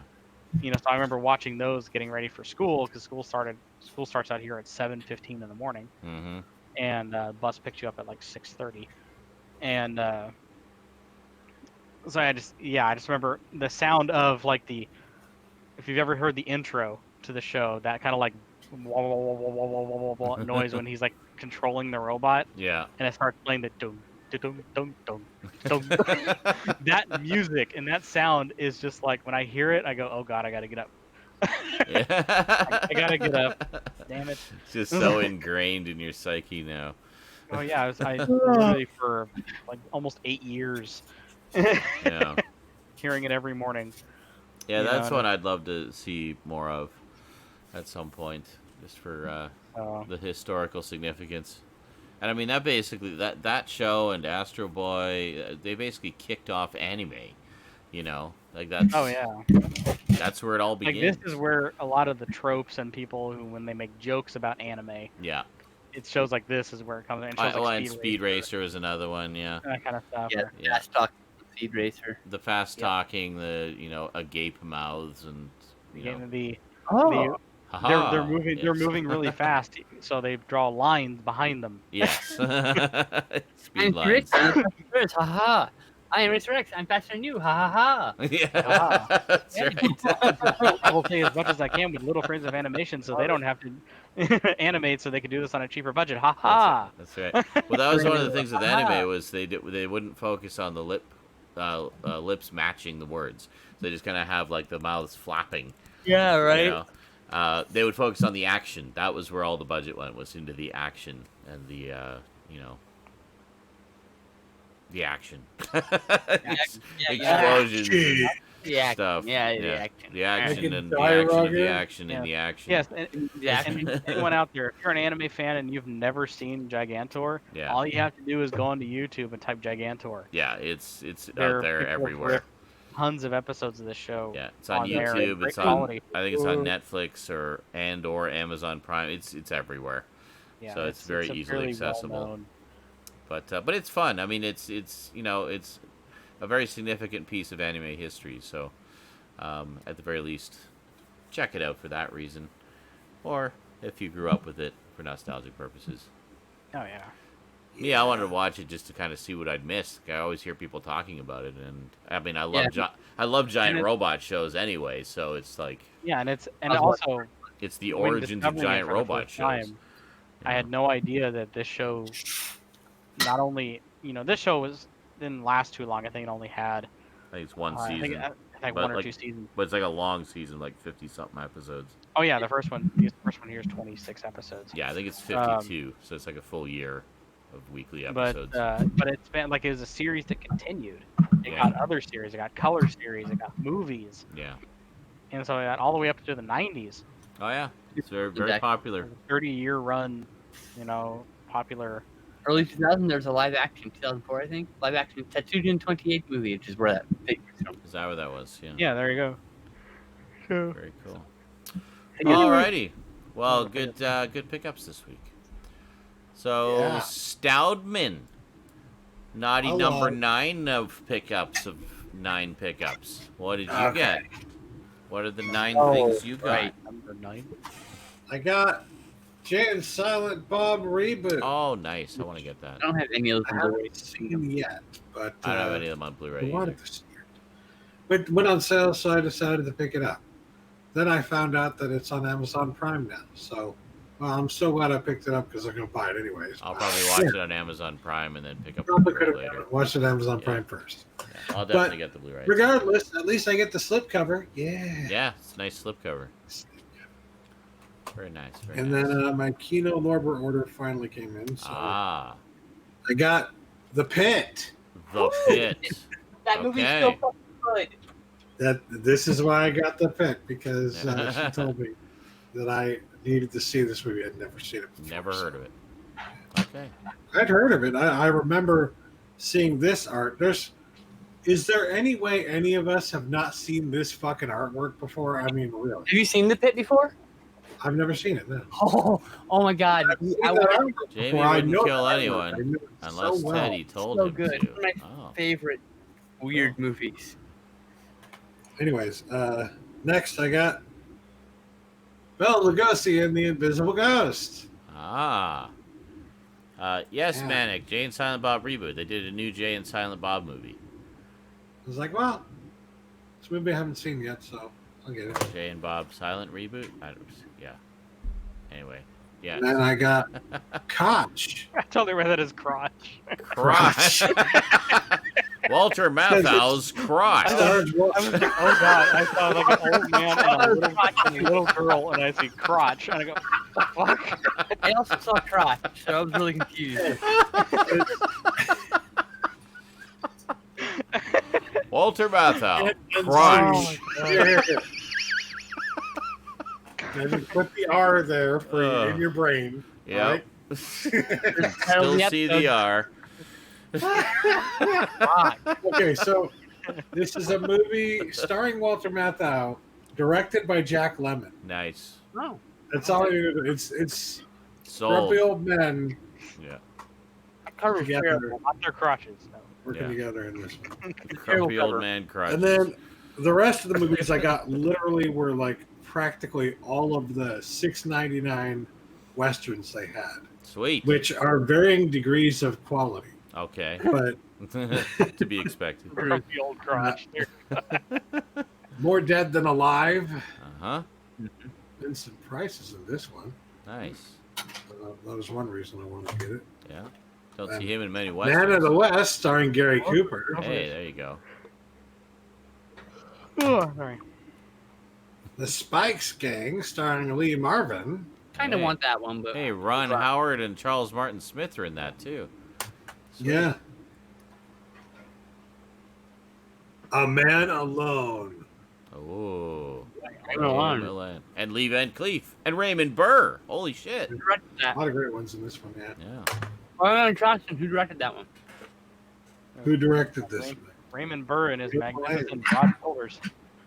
Is What did you say? Ray Milland. Ray Milland's Sound directed as Ray well. He Milland. directed it. Oh, okay, cool. So he I know. directed and starred in it? Excellent. I don't think he stars in it, actually. Let me No? see. I have concluded Yeah, that I don't think he stars in it. James Well, Raymond only Burr directs it, is okay. square. His body is just square with a head. And then let's see if you can guess who stars in this one. Vincent Price. That one's also on my want list. Bela Lugosi. Invitation to a Gunfighter. Nice.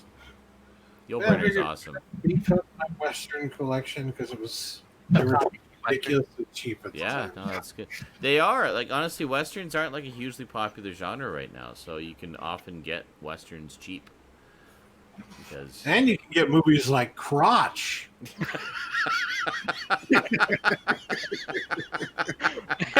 Yeah. So we all found that as you far can see, funnier. I got KROTCH and The Pit. Oh my god. I think we found the title for this week's episode. Crotch? It's so Mark. so weird. I have that already also. So Walter you're totally Matthau's watch that with me. crotch. so just put that off to the side. Of course. That's it. That's all I got. All right. Skinslip, what'd you get this week? Hey, whatever she got, it's delicious. Mm-hmm. Apparently. Apparently, it doesn't taste like crotch. Ooh, Rice Krispie Squares. Oh yeah. I like Rice Krispie Squares. So I'm not a 6-inch action figure collector, but there is a there's a new G.I. Joe line coming out called G.I. Joe Classified at 6-inch scale. And I'm finding any background figures for photos because there's not there may not be a lot of these, and there's not a lot of. In fact, there's only one. I think there's only one Cobra unit review. So, when my mom went to the Walmart today or yesterday, I asked her if she could grab me one of the new Black Widow Marvel Legends figures, and so she picked me up the Taskmaster. He looks totally like a Cobra agent.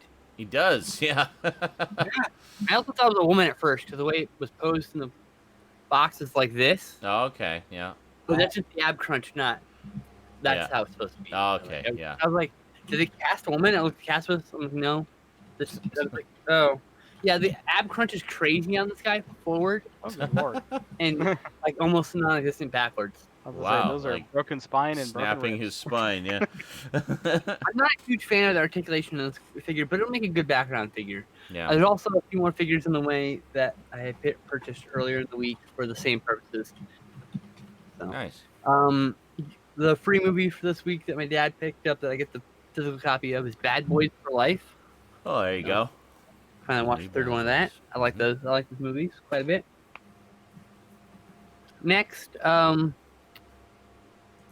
you notice there's a horrendous crimp in that slipcover there, right into the D, the Dwayne. You see that? Hard to Yeah, I see. see it. It's right here. It goes a Just long way squeeze across it the for knee. her. Oh, wait. Oh, You see there it? it is. There it There it is. Yeah, yeah. Catching the light clearly. Now Yeah. I can see it. So I Yeah. was really upset about that. Yeah. And so I was just randomly on eBay, and someone had put up just this, but no discs for like $12, and I was like, okay, Nice. rated. Yeah. So that just goes in the outgoing file. That is. I just have to say, I very love nice. Yeah. the design of George in that. That is just. Lizzie. And I Lizzie. haven't seen it. Lizzie but, is menacing. George Fuck. is up here actually on top of my shelf. It's just, I haven't seen it, but I recall you saying it was a lot of fun. I'll have to check it out. next up, I'm finally filling holes. That's what she said. Picked up Iron Man 3, Oh, the God. 3D edition, the extra bonus disc. Oh, you got that edition. Yeah, I don't have that edition. And with the slipcover, too. That's very nice. Yeah. It's a nice slipcover on that one. Very then- nice. I also picked up the slipcover edition of First Avenger. This is the one with the bonus disc. No, the sticker's not present, sadly, for the Star I guess- Wars exclusive. I probably had the bonus disc because mine is the first release. It's just not the 3D one. So. Yeah. So I think it's all the same extras on those. And then Stoudman, for God's sake, mute. when But you're glad typing, you're brother. filling the address. Yeah, if you could mute that because it's killing the. Literally destroying the talking. He's not typing. Yeah. He was. Someone was. Yeah. I was sorry. Sorry. Fucking Yeah, Max, you you're just getting Stout in trouble. mute yourself if you're gonna be typing or anything because it's Cast isn't multiplexing very well tonight. Okay, I didn't realize it picked up that loudly, so I apologize. It does. And so, what were you gonna say? Nothing. Oh, last but not least, I got this movie called Death Warrior from Gold Ninja Video, my favorite current label. It's just silly public domain movies with exclusive special features. But they got cool special features, And their titles are pretty cheap too. I was looking on their website today. They're a Canadian company too. They're what? They're Canadian. Are they really? I didn't know that. But most of their titles seem to be like $10 or $15. Yeah, and they come with little booklets. So if you get them while they're available, you get some good stuff. And they tell you all, here's a bunch of Turkish action cinema that you can watch after watching these movies. Nice. Oh, that's cool. Yep. Cool shit. So, big fan of the stuff. They actually just announced another film, Mango Mouth or something like that. My friend Dave bought it for me because they can't afford it. Nice. So. Yeah, that was what I saw your post about that, so I just went through the link to see, and I didn't realize those were so affordable. If I had a little more money, I might actually grab those as well. But they're very limited, so if you see one, you might want to consider. They are. They're like 200 or 300 copies. That's it. It's like $12 Canadian. It's like cheap as fuck. Yeah, I know. But I got other priorities. Yeah. So yeah, that's all I got. That's everything. Some good stuff. Some good stuff. So I guess first up, I'll show you guys my other shirt. So you saw the Atari shirt. There's that. And then, of course, the boom arm for the mic. That was a big thing that came in this month. Or this week. We had the same boom arm. Other shirt. Something I've been wanting for a very long time. A proper Ghostbusters logo shirt. Very nice. And I also got a house coat that seems to have disappeared. Excellent. I think Rosie may be wearing it. House coat disappeared, to be fair. Anyway, a very comfy, fuzzy bathrobe. I was going to say all good house coats disappear anyway. Comfy, fuzzy, invisible bathrobe. So, got a couple of DVDs and a couple of Blu-rays. Not a ton of stuff this week. This is one I'm excited about because it's the last piece of the puzzle I need for the RoboCop collection. Again? Stop muting yourself.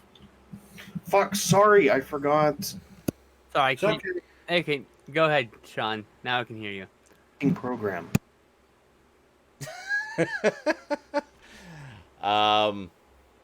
Anyway, I got the last RoboCop Prime Directives movie I needed to complete the set of 4. So now finally got all 4, and Cass just decided to fuck off, apparently. Rage quit. So this one is Resurrection. I have no idea what order these go in. They're not numbered or anything, so I'm going to figure out what order they go in, and we'll watch them in that order. And then, of course, another last piece of the puzzle I needed. Got Kids in the Hall, Same Guys, New Dresses, which is, it's actually a roadshow movie about their 2000 tour, reunion tour. There are some sketches on there, but most of it is about the behind the scenes and stuff like that, them on the road and all the various bickering between the guys and stuff like that. If you want to see like just a flat out concert video, you want the other one, which is Tour of Duty, which is their 2001 tour, and that's just the stage show with a little bit of behind the scenes stuff. So it's interesting they did that. So you kind of get both sides. Like this one is what it's like for them putting on one of these shows, and all the trials and tribulations behind the scenes and stuff like that. And then the other one, Tour of Duty, is the actual live show. So, very cool. Really looking forward to watching this, actually. So, then, grabbed this one because it's going out of print and did not want to miss out on it. It's not like a favorite movie or anything, but it was one I thought was kind of cool. I saw it back in the day, and it's just kind of a curiosity to have in the collection. Got Robert Englund's Phantom of the Opera. So, there you go. This came out, I think, the same year as Nightmare on Elm Street 5. So it's like, oh, he plays another horribly burned, disfigured guy. It's a complete stretch. But I remember thinking this was all right. It's kind of a twist on the old story, and looking forward to watching it again. It's okay. It's I saw it a few okay. years ago. I have the Blu-ray also. Yeah. Now this one, I got when I actually ordered some Arctic Silver or Arctic MX4 thermal compound, and I was repairing the PS3 or trying to, and had a little bit left over in the budget, so decided to grab another Blu-ray. Picked up Munster Go Home, which is the 1966 Munsters theatrical film.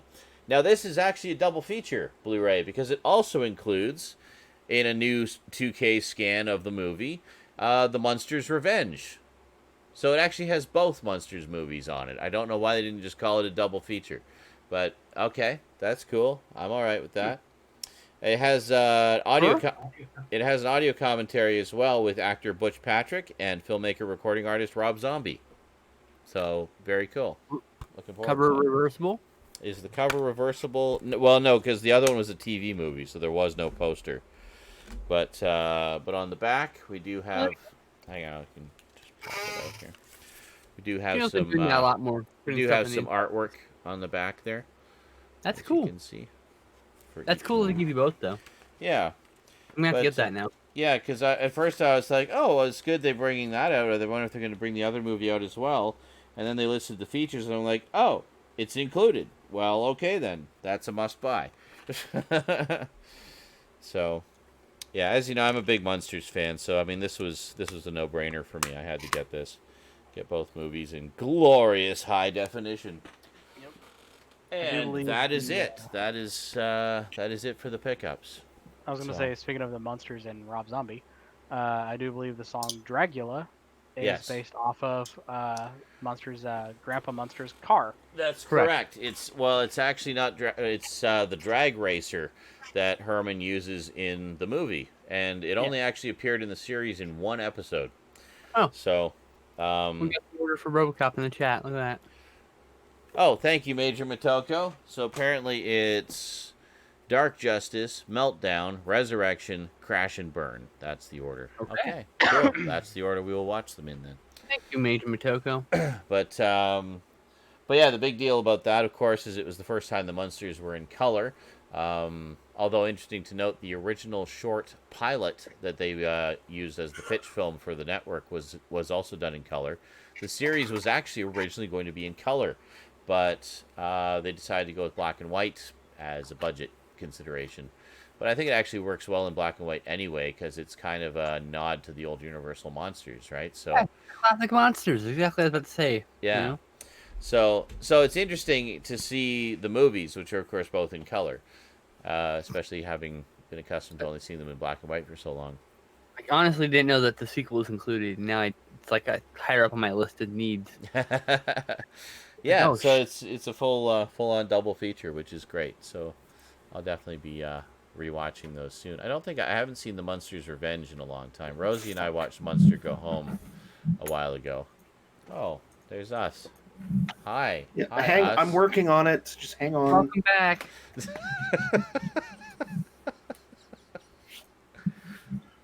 Now everybody tech support Cass at the same time. Hi. I fucking hate my friends. Hi, Cass. I hate your friends too. Hi, They're me. assholes. Hi. You have dickhead friends. Real cunts, if you ask me. What a bunch of fucking cunts. Okay. I needed something to park it on other than my own Facebook window because everything was closed. There we go. There we go. Yay. Okay, What did you and put? You put it muting in, my mic so that I can type without fear of. Did you put it in like its own tab or something? The what? Yeah, well that way I can Or like do its other own browser stuff. window, I mean? Like Yeah.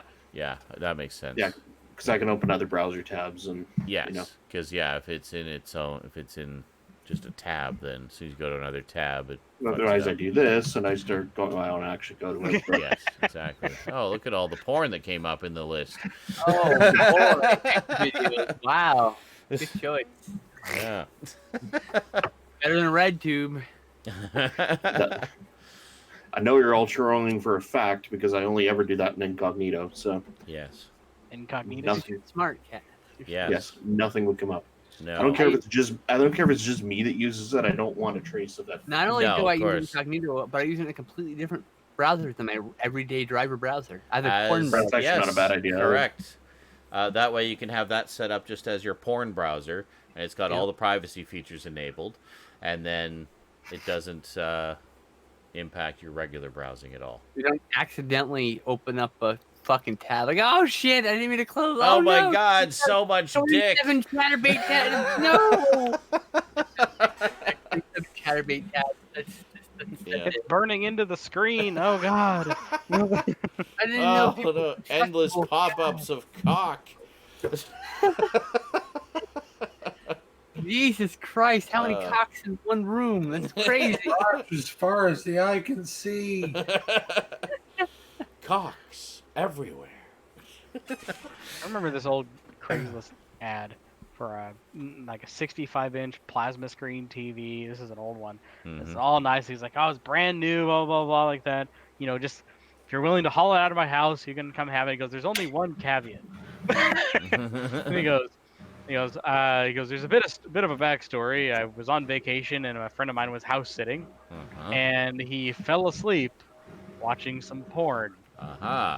And it froze. Whatever video was watching was froze on a big black dick. He goes, so you can have this TV. Perfect. Because they're funny. Did you hear that? Oh my God. He did the sound, and you said big black just as it went, dick. Oh my God. Anyway, it was a big black dick. Burned into the screen. He goes, so if you don't mind that, you can have this TV. Wow. Oh man, One clip Yeah, I didn't have Twitch open. I just had that mirror God. my watching display for anyone hanging out. They're like, why is there a giant penis on that display while also showing the cartoon that we're supposed to be watching? Yes. Reasons. There's a whole story behind it, but reasons. Wow. Bugs Bunny's a lot more endowed than I thought he was. Wow. So, did we watch any movies this week? Yes. Some movies this week and last week because I wasn't here last week. Oh, right. Yeah. I didn't watch any. I was too busy doing installations on the PS3. I didn't want to have a movie on and not be able to pay full attention to it. So I've just been watching more Hell's Kitchen. I'm about halfway through season 4. Oh, wow. You've got like 14 more seasons. And enjoying it immensely. Gordon Ramsay is 23 and a half more seasons. No big deal. There's what? It's only 23 and a half more seasons. Yeah. No big deal. Still working our way through fucking It's, Unsolved Mysteries. I'm in season 8. It's I think season 18 is the current one. They're like right in the middle of that right now. So they've got up to season 17 on Amazon Prime. So I've been watching them with my breakfast in the morning. Like we'll watch a couple episodes and my coffee and yeah. My dad's in the middle of the second season of The Waltons. Having my reheated pasta and thinking, I wonder if Gordon Ramsay would like this or spit it into the bin. I'm halfway through Girls on the Panzer, which is a pretty fun anime about sports anime with competition tanks and schoolgirls driving those tanks. Kind of weird, but thank you for the clip, Tune Man. Yeah. Oh my God, they made a clip. Oh God, yeah. I got it. Yeah. I don't know. Thankfully, right when you open Twitch, it still lets you go back like a minute or so. Oh, so I yeah, grabbed that's true. Yeah. I didn't have Twitch open. I normally keep it open so I can grab clips as they emerge. So yeah, I watched things. Oh my God, that was perfectly fucking timed. Right? That was amazing. It froze on a big black dick. You gotta remember, guys, I have the stream muted. Yeah, he doesn't Yeah, know. So I don't hear the sounds. So I didn't even know it was happening until like Sean started laughing his ass off for no reason. Then I look over at the stream and I see the word dick and I go, oh my God, that's John was laughing because he thought he knew where the. Well, I was wondering why you went like perfect. Yeah, because I like yeah. John started laughing, and then I looked over, and I'm like, "Oh my god, yes!" I knew right then. I knew what happened. Well, Yeah, just when he cracked up, but I'm just like, okay, it's funny, but it's not that funny. No, it's because like- because that rarely heard He's really I getting heard some now, mileage out so- of that. yeah. rarely happens where it lines up that well. I know. Well, we've had That's two of two those we've had tonight. tonight, We've had yeah. two of those tonight. With mine, with The the movie theaters are evil. which I also Theaters think- are evil.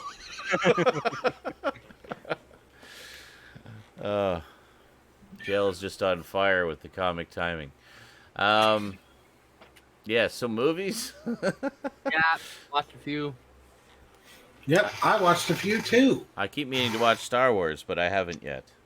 I had the will. worst week ever of my life, so I had nothing to do but watch movies. We watched a lot of movies.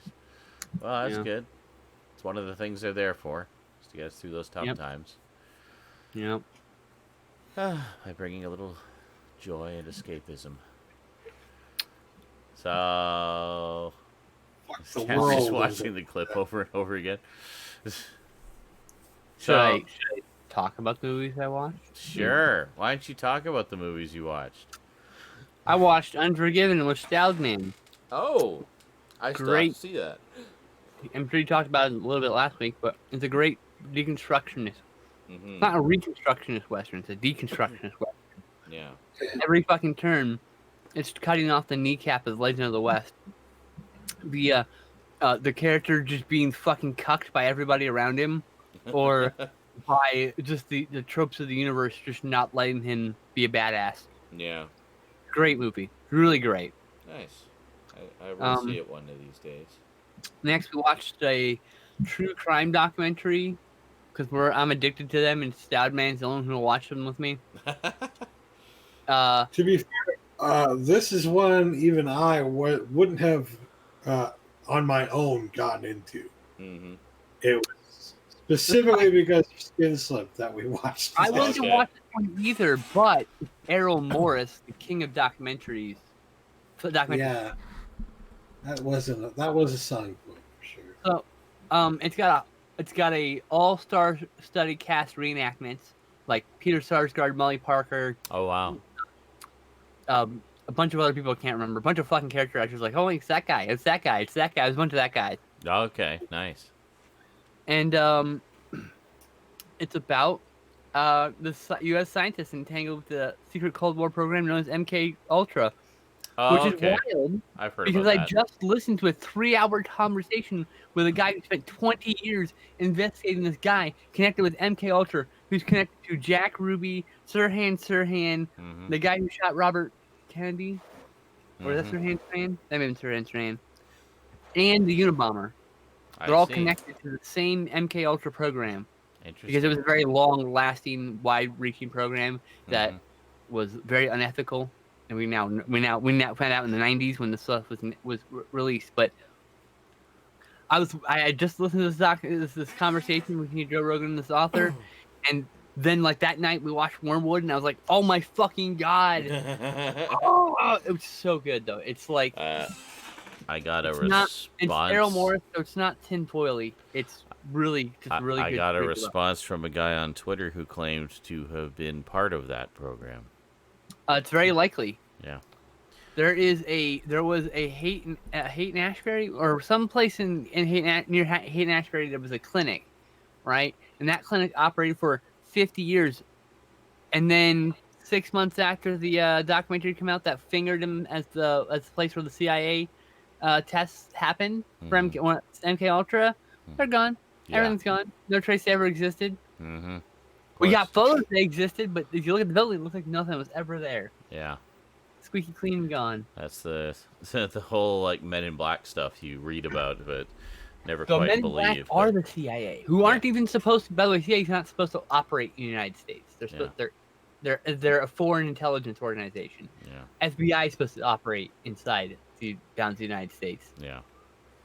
But the FBI can't get away with these programs. No. The CIA could because they had black book programs, which is where they were spending this money at.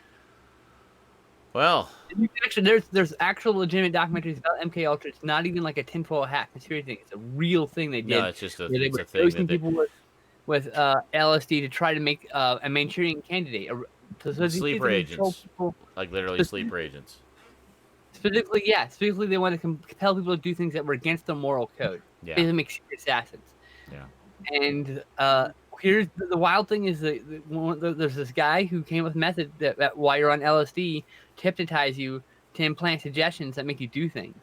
Yeah. And that guy got to talk to Jack Ruby before he testified, before he was interrogated or whatever, after shooting Lee Harvey Oswald. And after he talked to this doctor, he certainly had visions of people dying and hearing people die, and he had like hallucinations that were lifelong and permanent afterwards. Like, oh wow. gee, it's something that happened to me, overdose on LSD. I mean, it's so convenient, and it's just all these pieces mashed together, and you're like, this is crazy, right? Yes, the guy who shot Lee Harvey Oswald. That's why that's correct. Yeah. That's why it's a little bit like, what? So what was this? So wait a minute. You didn't say what the documentary was called. What was it called? It was called Wormwood. One word. Oh, Wormwood. Oh, that is the one. Okay. Yeah, it's 6-part documentary and on it's Netflix. on Netflix. It's very good. It's cool. The reenactments are so good. Like I'm sitting here talking. I'll have to check that why out. doesn't Aaron Morris just make a real, actual, just horror movie? All right. Yeah. He's obsessed with real life things, so it's like Yeah. he thinks real life is more scary than movies. It's like, yes, It can and that's be, why you need to make a horror movie, Errol. Yeah. You've researched all this shit. There's darkness in your soul that you can give to us. Base You it. can make a freakishly something. realistic horror movie. Yeah. Yeah. Oh my, he's such Well, a great filmmaker I have too. to check that out. That sounds really So interesting. That was all like the week before when last week Stoudman talked briefly about some of these things. Mm-hmm. Mm-hmm. All right. Next, I watched Color Out of Space. Oh, I really want to see that one. Yeah. Yeah. I'll see it too. God, this Yeah. movie was so fucking beautiful. Mm-hmm. Colors, the way it was shot. I just, of course, Nick Cage is doing this amazing performance that, Yeah. like, the man slowly losing his mind. Mm-hmm.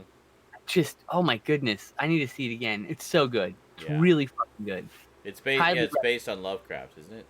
Yes, it's based off the Lovecraft story. Yeah. Nice. Directed by Richard Stanley, director of Hardware and Oh, nice. what's the other one? More famous one. Dust Devil. That was the other one. Okay. Those are his two big films. He did a bunch of. Yeah, he also got kicked off the Dr. Moreau movie. Love Hardware. I need to get the new Blu-ray when it comes out. It's good. Good movie. It is. Sorry to jump in. I was just gonna go to bed, guys. Oh, night, buddy. Have a For me, good I'm night, Cass. Still Thanks sore for from joining car us. stuff, so I'm gonna go lay down. Yeah, no worries. And I didn't actually watch any films this week anyway, so. I figured. All right, take care, all. All right, catch you later, Cass. Thanks for coming out, dude. What's up, brother? Right. See ya.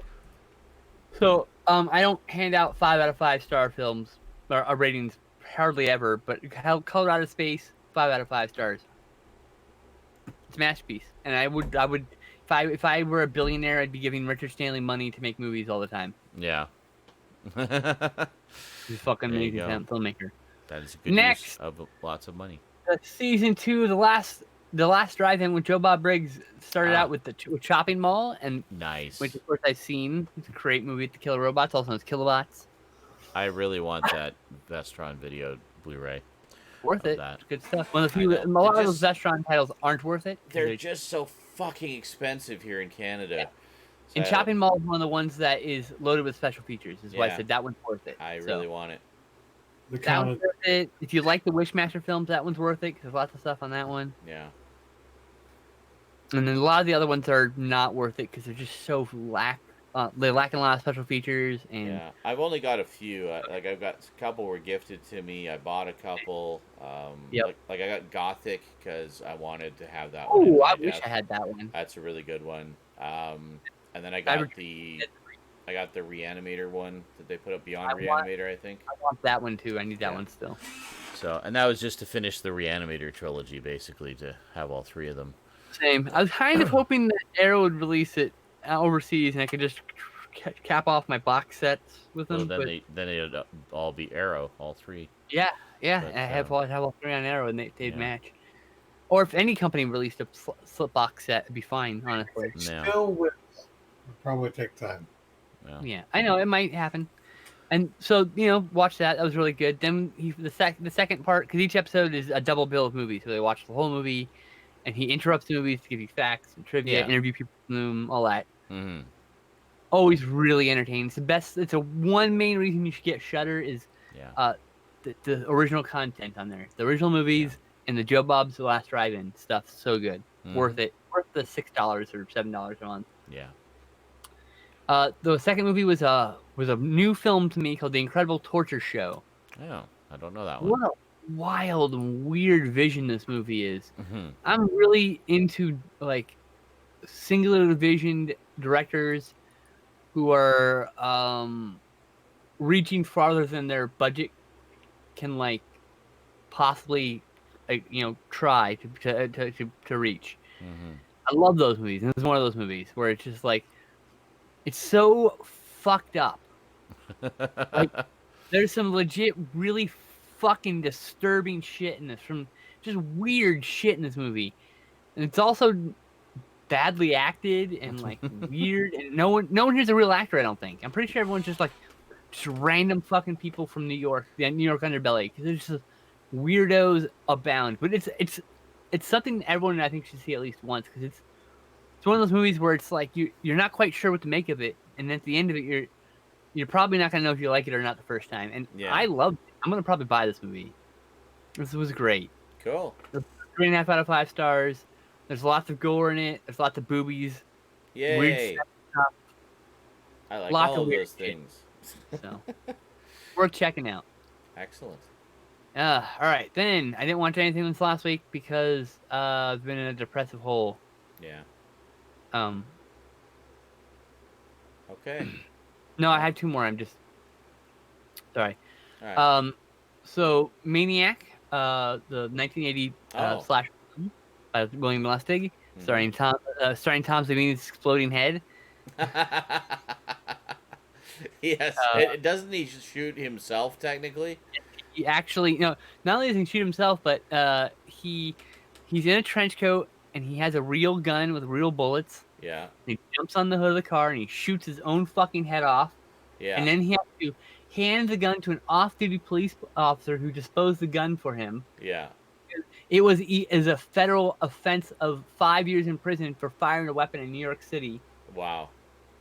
And the cop was on the side, so hey, But yeah, it stars Joe Spinell and Caroline Munro, and they're amazing in this really weird film. I also recommend the remake starring Elijah Wood, which is a 5 out of 5 star mind bender. So cool, nice. Shot in first person, and does it way better than I think anything else. And it's just really disturbing. But Elijah Wood, I found, can play really good creepy characters. And apparently he's just the nicest guy. So he's a very versatile actor. I really like him a lot. And then they followed that up double bill with Heathers. I love Heathers. Yeah. Yeah. I used to have that on VHS. I lost count of how many times I rewatched it. I just loved that movie so much. This was my second time seeing it. I liked it more this time than the first time. Yeah.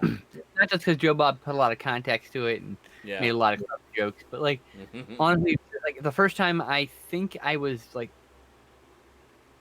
hanging out with a girl, and I think I was distracted by her boobs. I'm not gonna lie. I have entirely possible. Possibility, yes. I have a kryptonite. Chance has a boob kryptonite. Okay. I love my dead gay son. I love that part. Laugh so hard every time. Every fucking time. Oh my god. God, I need to watch that. I have a DVD edition of it somewhere that someone graciously gifted to me. I'll have to dig that out. I haven't watched the movie in so long. And thanks, Michael. Some people have noticed my lack of energy. I've had a rough week because I had a split with my offline partner, and so it's been a rough week. Yeah. I am single. Ugh. Welcome back. I was trying to have 3 girlfriends. Now I have none. What is I this know. bullshit? It's not That's okay. the way it goes sometimes. I need to wake up in a pile of boobies. Why does the state I've got business to do, damn it. I know. It'll happen someday. It must. Look, motherfucker, do you know how hard it is to please 3 women, much less 1? Don't okay? worry. There will be I piles will of be boobies fucking again one exhausted in day. this existence. There will be piles of boobies again. There are still many Yeah, boobs in your future. All joking aside, it's been a really rough week. So, Yeah. yeah. I Understandable. wanted to stream all week. I also got Jurassic Park Evolution this week. I forgot to mention that. Nice. So I'm gonna stream making my very own Jurassic Park. Jurassic Park. Excellent. It's a great idea. Blow it out, Jurassic.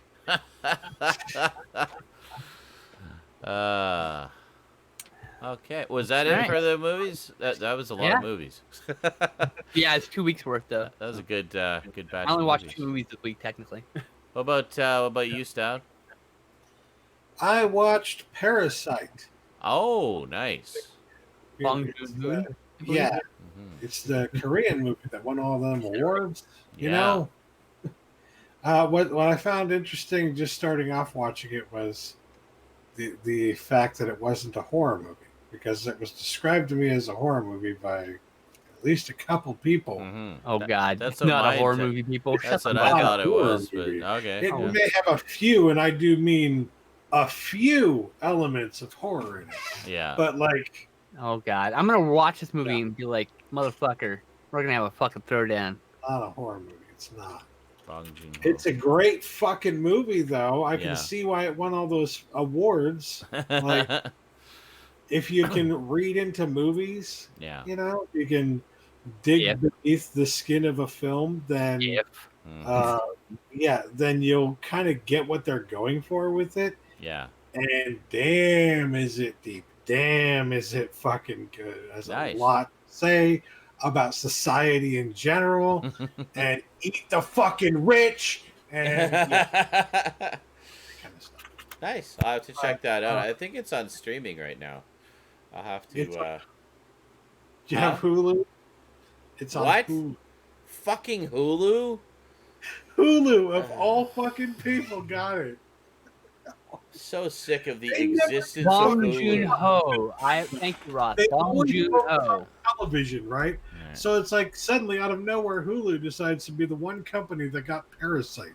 Fucking bullshit. Well, see, we don't even have Hulu in Canada, so we might have it on one of the other services. We have another one actually in Yeah. Canada. Yeah. I'm gonna check. I'm checking I would Netflix right now. Come on, Netflix. Netflix Come on. Canada, don't let me down. Don't let me down. The other is Okay, a- shut up. Stop playing copyrighted material in my stream, please. Anyways, in addition to that movie, I also watched another movie called The Uh-huh. Lighthouse. The Lighthouse. Just looking up that on Netflix as well, because I also want to see that. It's not out Amazon here. Prime, at least in Prime. the States. Okay, maybe we can get that here then. Hold on. I'll check. That one is the perfect. It's another perfect movie for. Oh, sweet! It's on Prime. Well, I know what I'm watching. Holy shit! The It's Lighthouse another is. Sorry. perfect movie for the pandemic. I will say that. Yeah. Because the story is about two guys who are tending a lighthouse on an island, and they get basically like marooned there, right? Yes. Don't spoil So- anything. They're stuck there. The end. So see it. I'm It's not gonna good. spoil anything.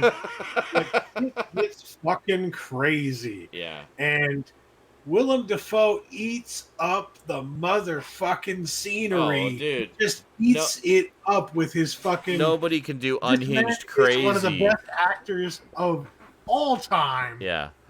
Nobody can do unhinged crazy quite like Willem Dafoe. Well, But, you say that, but his partner did a pretty damn good job too. I will say that. Robert Pattinson. I'm turning a new leaf on Robert See? Pattinson. See? I told you so. Fucking a Totoso. Fucking wood. Fucking a Totoso. But no, I mean, it's a good movie. It's also really weird and confusing, and probably I need to watch it like a few more times, you know, just to really understand everything that's going on. But also, I feel like maybe you're not supposed to understand everything about it. It's also kind of part of the point that, like, it doesn't really matter. It's a movie that really has a general malaise for life in general, I feel like. I don't know. But yes, I enjoyed it. I enjoyed Parasite as well. Finally got to watch those two big, I guess you could call them big indie movies, right? Because they're technically independent movies, but they're not really independent movies. So Yeah. I'm like, what do you call them then? Just independent movies that were funded by giant fucking studios? One of them, at least, is an A24. Mm-hmm.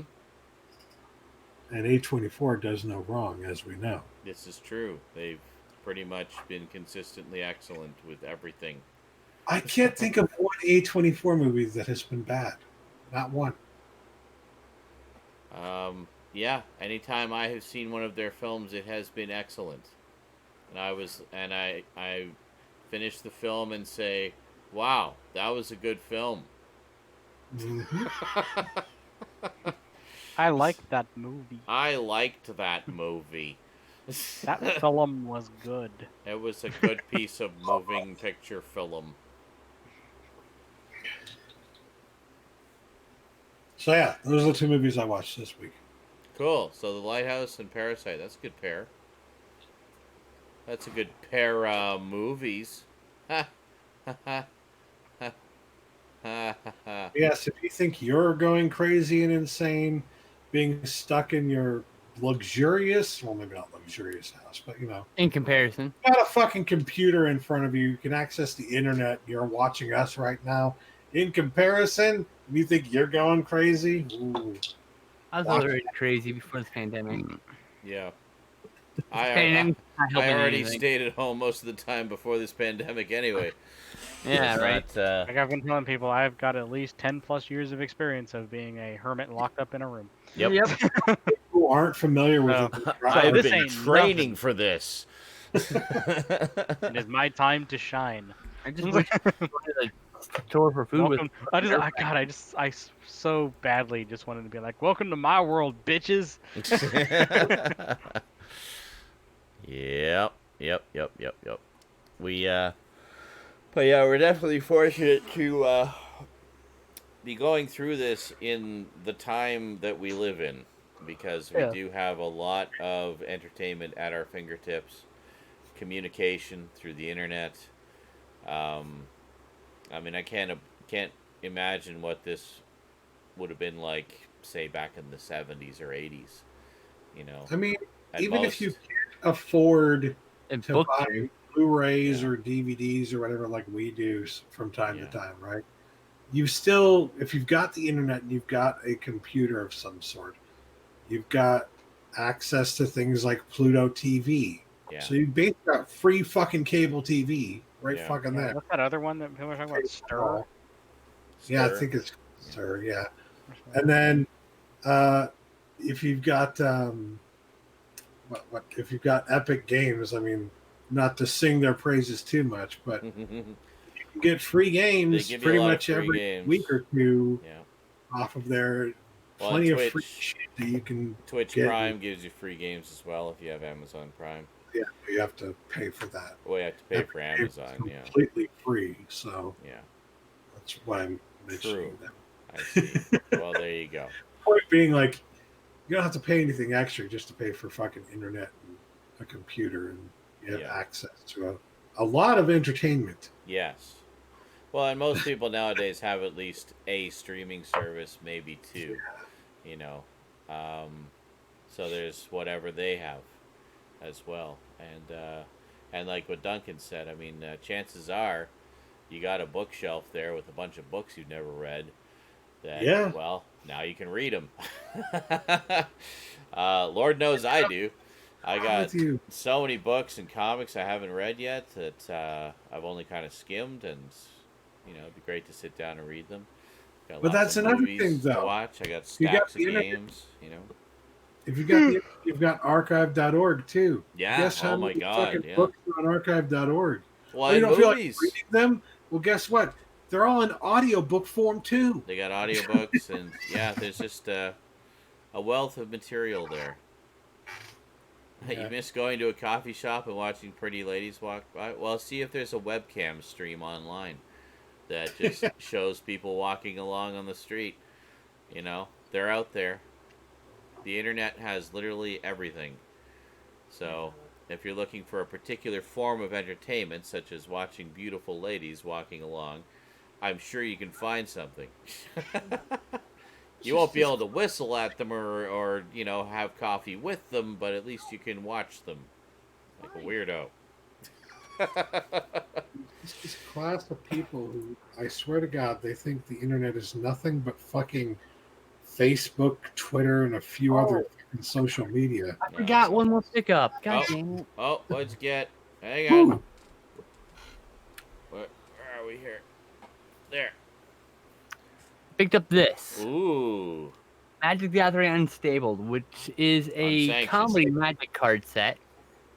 And it comes with one of each, one 30-card deck of each color. So 5 different colors. And what you're supposed to do is you and another person each, a casserole might be. Magic the casserole. Yeah, hold on. There we go. Show that again. Yeah. Unsanctioned. Hold on.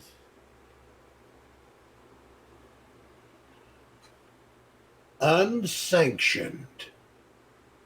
No fucking privacy. Anyway. Apparently. So, it's called Unsanctioned, and the idea is you have 5. There are 5 different colors of magic, and each color has their own 30-card deck, and you're supposed to split the 5 decks up between 2 players, leaving 1 deck out, obviously.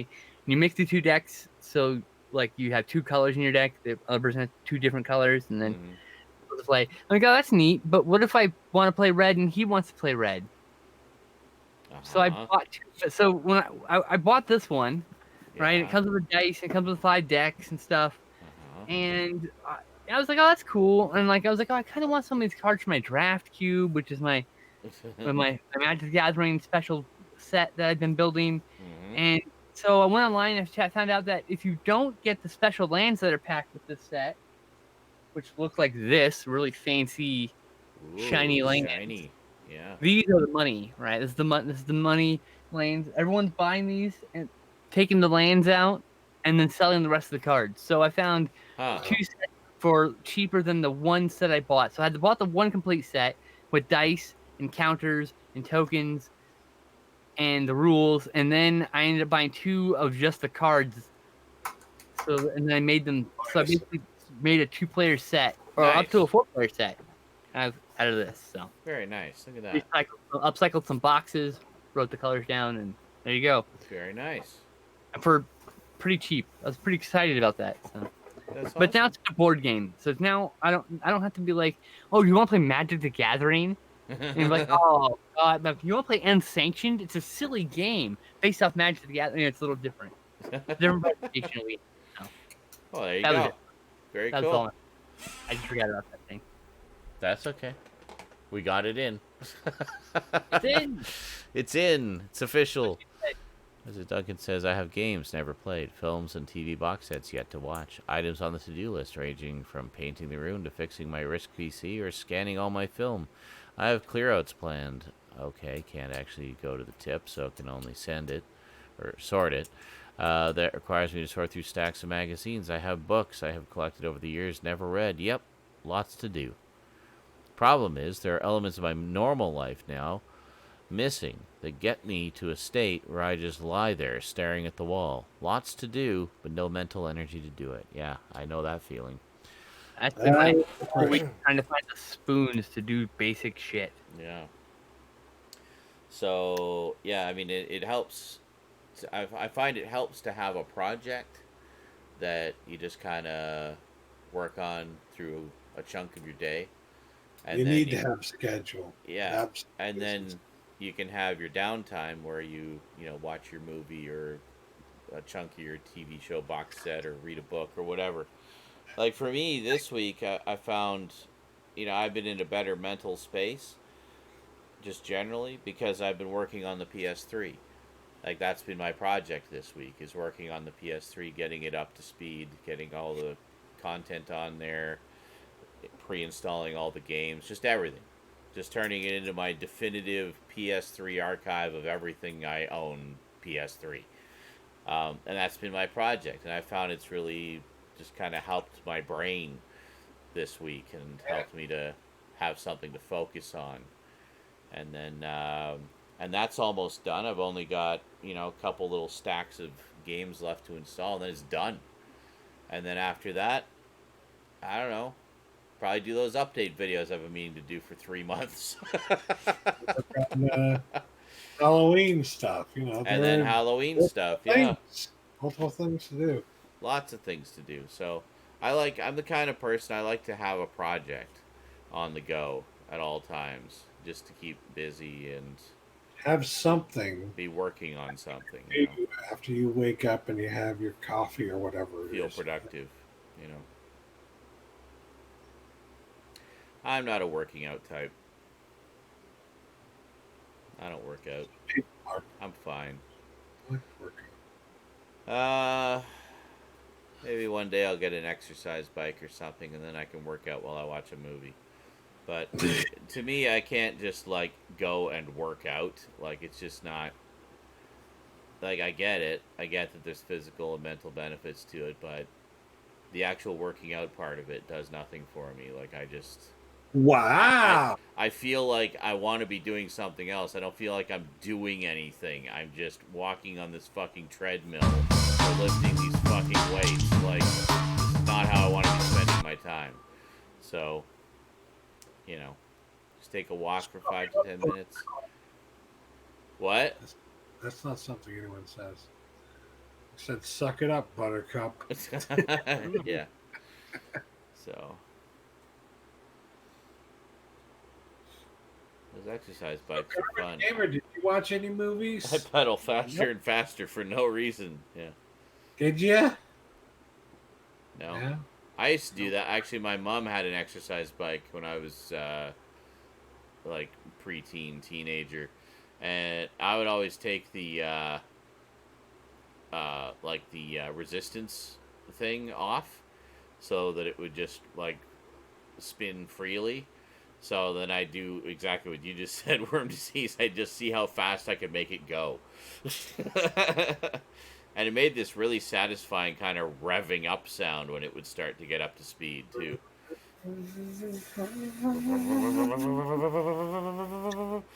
Yeah. So I would just get it going and going and going, and then just see how long it took to stop spinning. So I was very bored as a kid. But, yeah, it was fun. And then I'd throw that giant beanbag around the room, pretending I was the Hulk. And,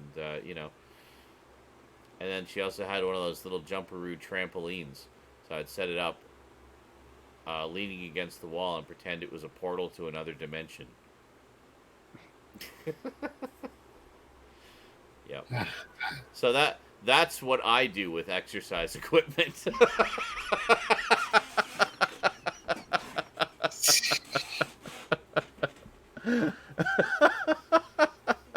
Everything but what it is intended to be used for. Oh, 007, you'd get along well with USB Gecko. He loves lockpicking and shit. Oh, actually, yeah. USB Gecko, that's one of his hobbies. I'll pass. That's my thing. I find that so frustrating. That. Yeah. Yeah, I picked enough locks in Skyrim to know that it's not something I would want to do as a hobby. That's nothing broke like another real bobby thing. pin. Much more frustrating. Broke another bobby pin. Yeah. In real life, it's way more concentration intensive. Yeah. In real life, you don't get to see a cross section of the fucking pins. I know, right? That's true. I feel. Really, I can't get a hang of it. Yeah. I've tried. Yeah. There A you little go. bit, not too much. I tried. We're good. We have our hobbies. We're happy with I want to them. get like a treadmill so I can like listen to podcasts while taking walks and shit. Yeah. Instead of just laying here like a lump. Yeah. But like that's about all I really want to do is 'cause I don't want to walk outside because people are Yeah. out there. See, well, that's what I was saying. I mean, we all laugh, but that's literally what I was thinking. Like in terms of having something for exercise purposes, would be either like a treadmill or an exercise bike, and I would set it up in front of the TV and watch a movie while I'm, pedaling away or walking away. The real thing is we're currently looking at it like with a bad mindset. We need to look at it as like we're putting this work in to invest in our future so we can live longer and watch more movies. Because the more we put Yeah. into it, we get more out of it later. So working out it's not that something we want to do. I know. It's something we need to do so that we can do things we want to do later. Yeah, I know. And it's something I struggle with it too. Don't get me wrong. But you're investing in yourself. You're building up your own stock so that you can sweat equity. Sweat quitty. Yeah, I get it, but I just have no interest in doing It's really hard to do on the knees. See, I want to get like a pull-up bar that you just like put on your door frame so you can just do pull-ups and chin-ups and shit. Yeah, and I'd be paranoid that it's gonna fall out of the door frame because I didn't put it up tight enough. No, you put it up there. You get the ones you get the drill in. You don't get Okay. just the twisty ones. The twisty ones are just asking to have an accident. Yeah, the ones with Fuck like that the rubber noise. feet. Yeah, great on either gifts end. of that too. There are some really good ones that are just straps that you put on the door. Those are good. Those are fine. I honestly not to offend in any way, but I do not want or need any advice on dealing with my depression. Yeah. I deal with my depression in my own way, as do I think everybody in this room. Yep. It's With like drugs. No, I'm just kidding. yeah, Trust me, working out your code on my with yeah. We got it. We're still here. We cope. I have depression, and exercise isn't going to make it go away. No. Helps a little bit, but Yeah, exactly. It's like if that works for you, great. Keep it up. What works for me is the schedule. Yeah. Well, the schedule. Yeah, I know. These things, not to tell people what they have to do. Yeah. Because it worked for you. For me, but exactly. just to give them ideas if they don't have any ideas. Yeah. Because some people legitimately they don't have any Yeah, idea. I have no problem with that. Like for me, that's what I was saying. Like as long as I have a project to work on, I'm good. So for me, it's just having something to work on, to focus on, and then on my downtime, doing other things that I enjoy. Like watching movies or playing video games or whatever. But baking things and eating too much chocolate work for me too, DL. See, like Blade says we all deal with our own way. Exercise is for me. So there you go. So he does exercises as well. Yeah. So that's how he deals with it. What works for him. So everybody's different.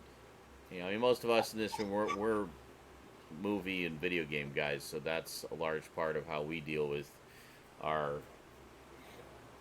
depression, and also what just generally gives us joy.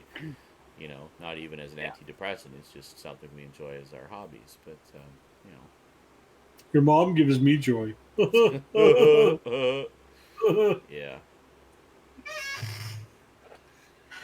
Why are you sending scary clowns to drum mic, Michelle? Oh, you look familiar. I see. Never mind. I didn't see his other comment. Never mind. Actually, finally made shortbread. It's so easy. Everyone should try it if you can find flour. I actually have some flour. I remember you saying how easy it is to make shortbread, and I was thinking I should make shortbread because I like shortbread. Everybody making their bread. Now they got to make it short. Well, shortbread is like a cookie. I know. It's yummy. And I think, isn't it like it's just flour and sugar? Bread a lot more right now for some It's like reason. Stupidly easy. Kind of stuck at home. I got all this fucking I might flour. take a look on all Start recipes. baking shit. I'll take a look on all recipes. I'll see what they got. Because if I can make my own shortbread, then fucking A, I'll make my own shortbread. It's like butter, flour, and sugar.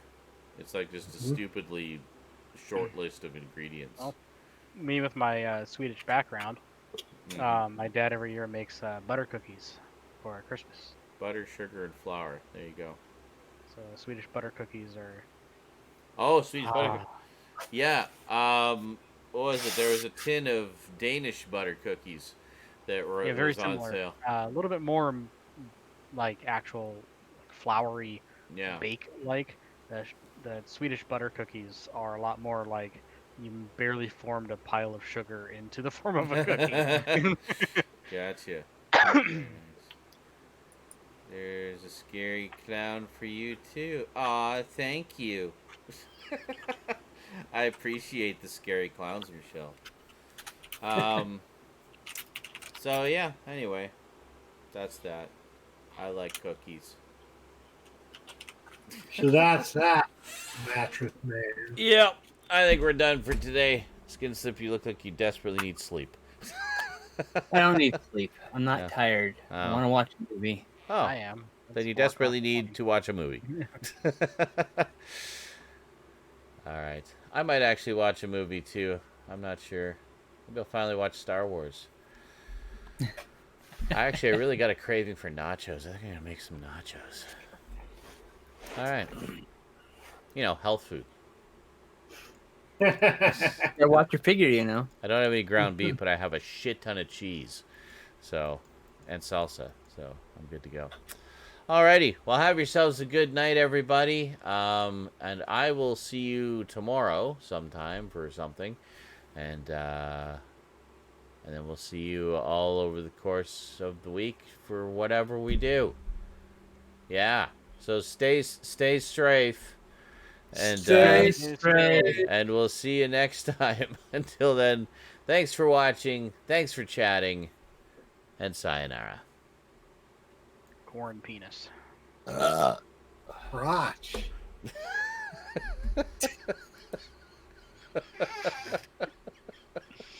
I need boobies.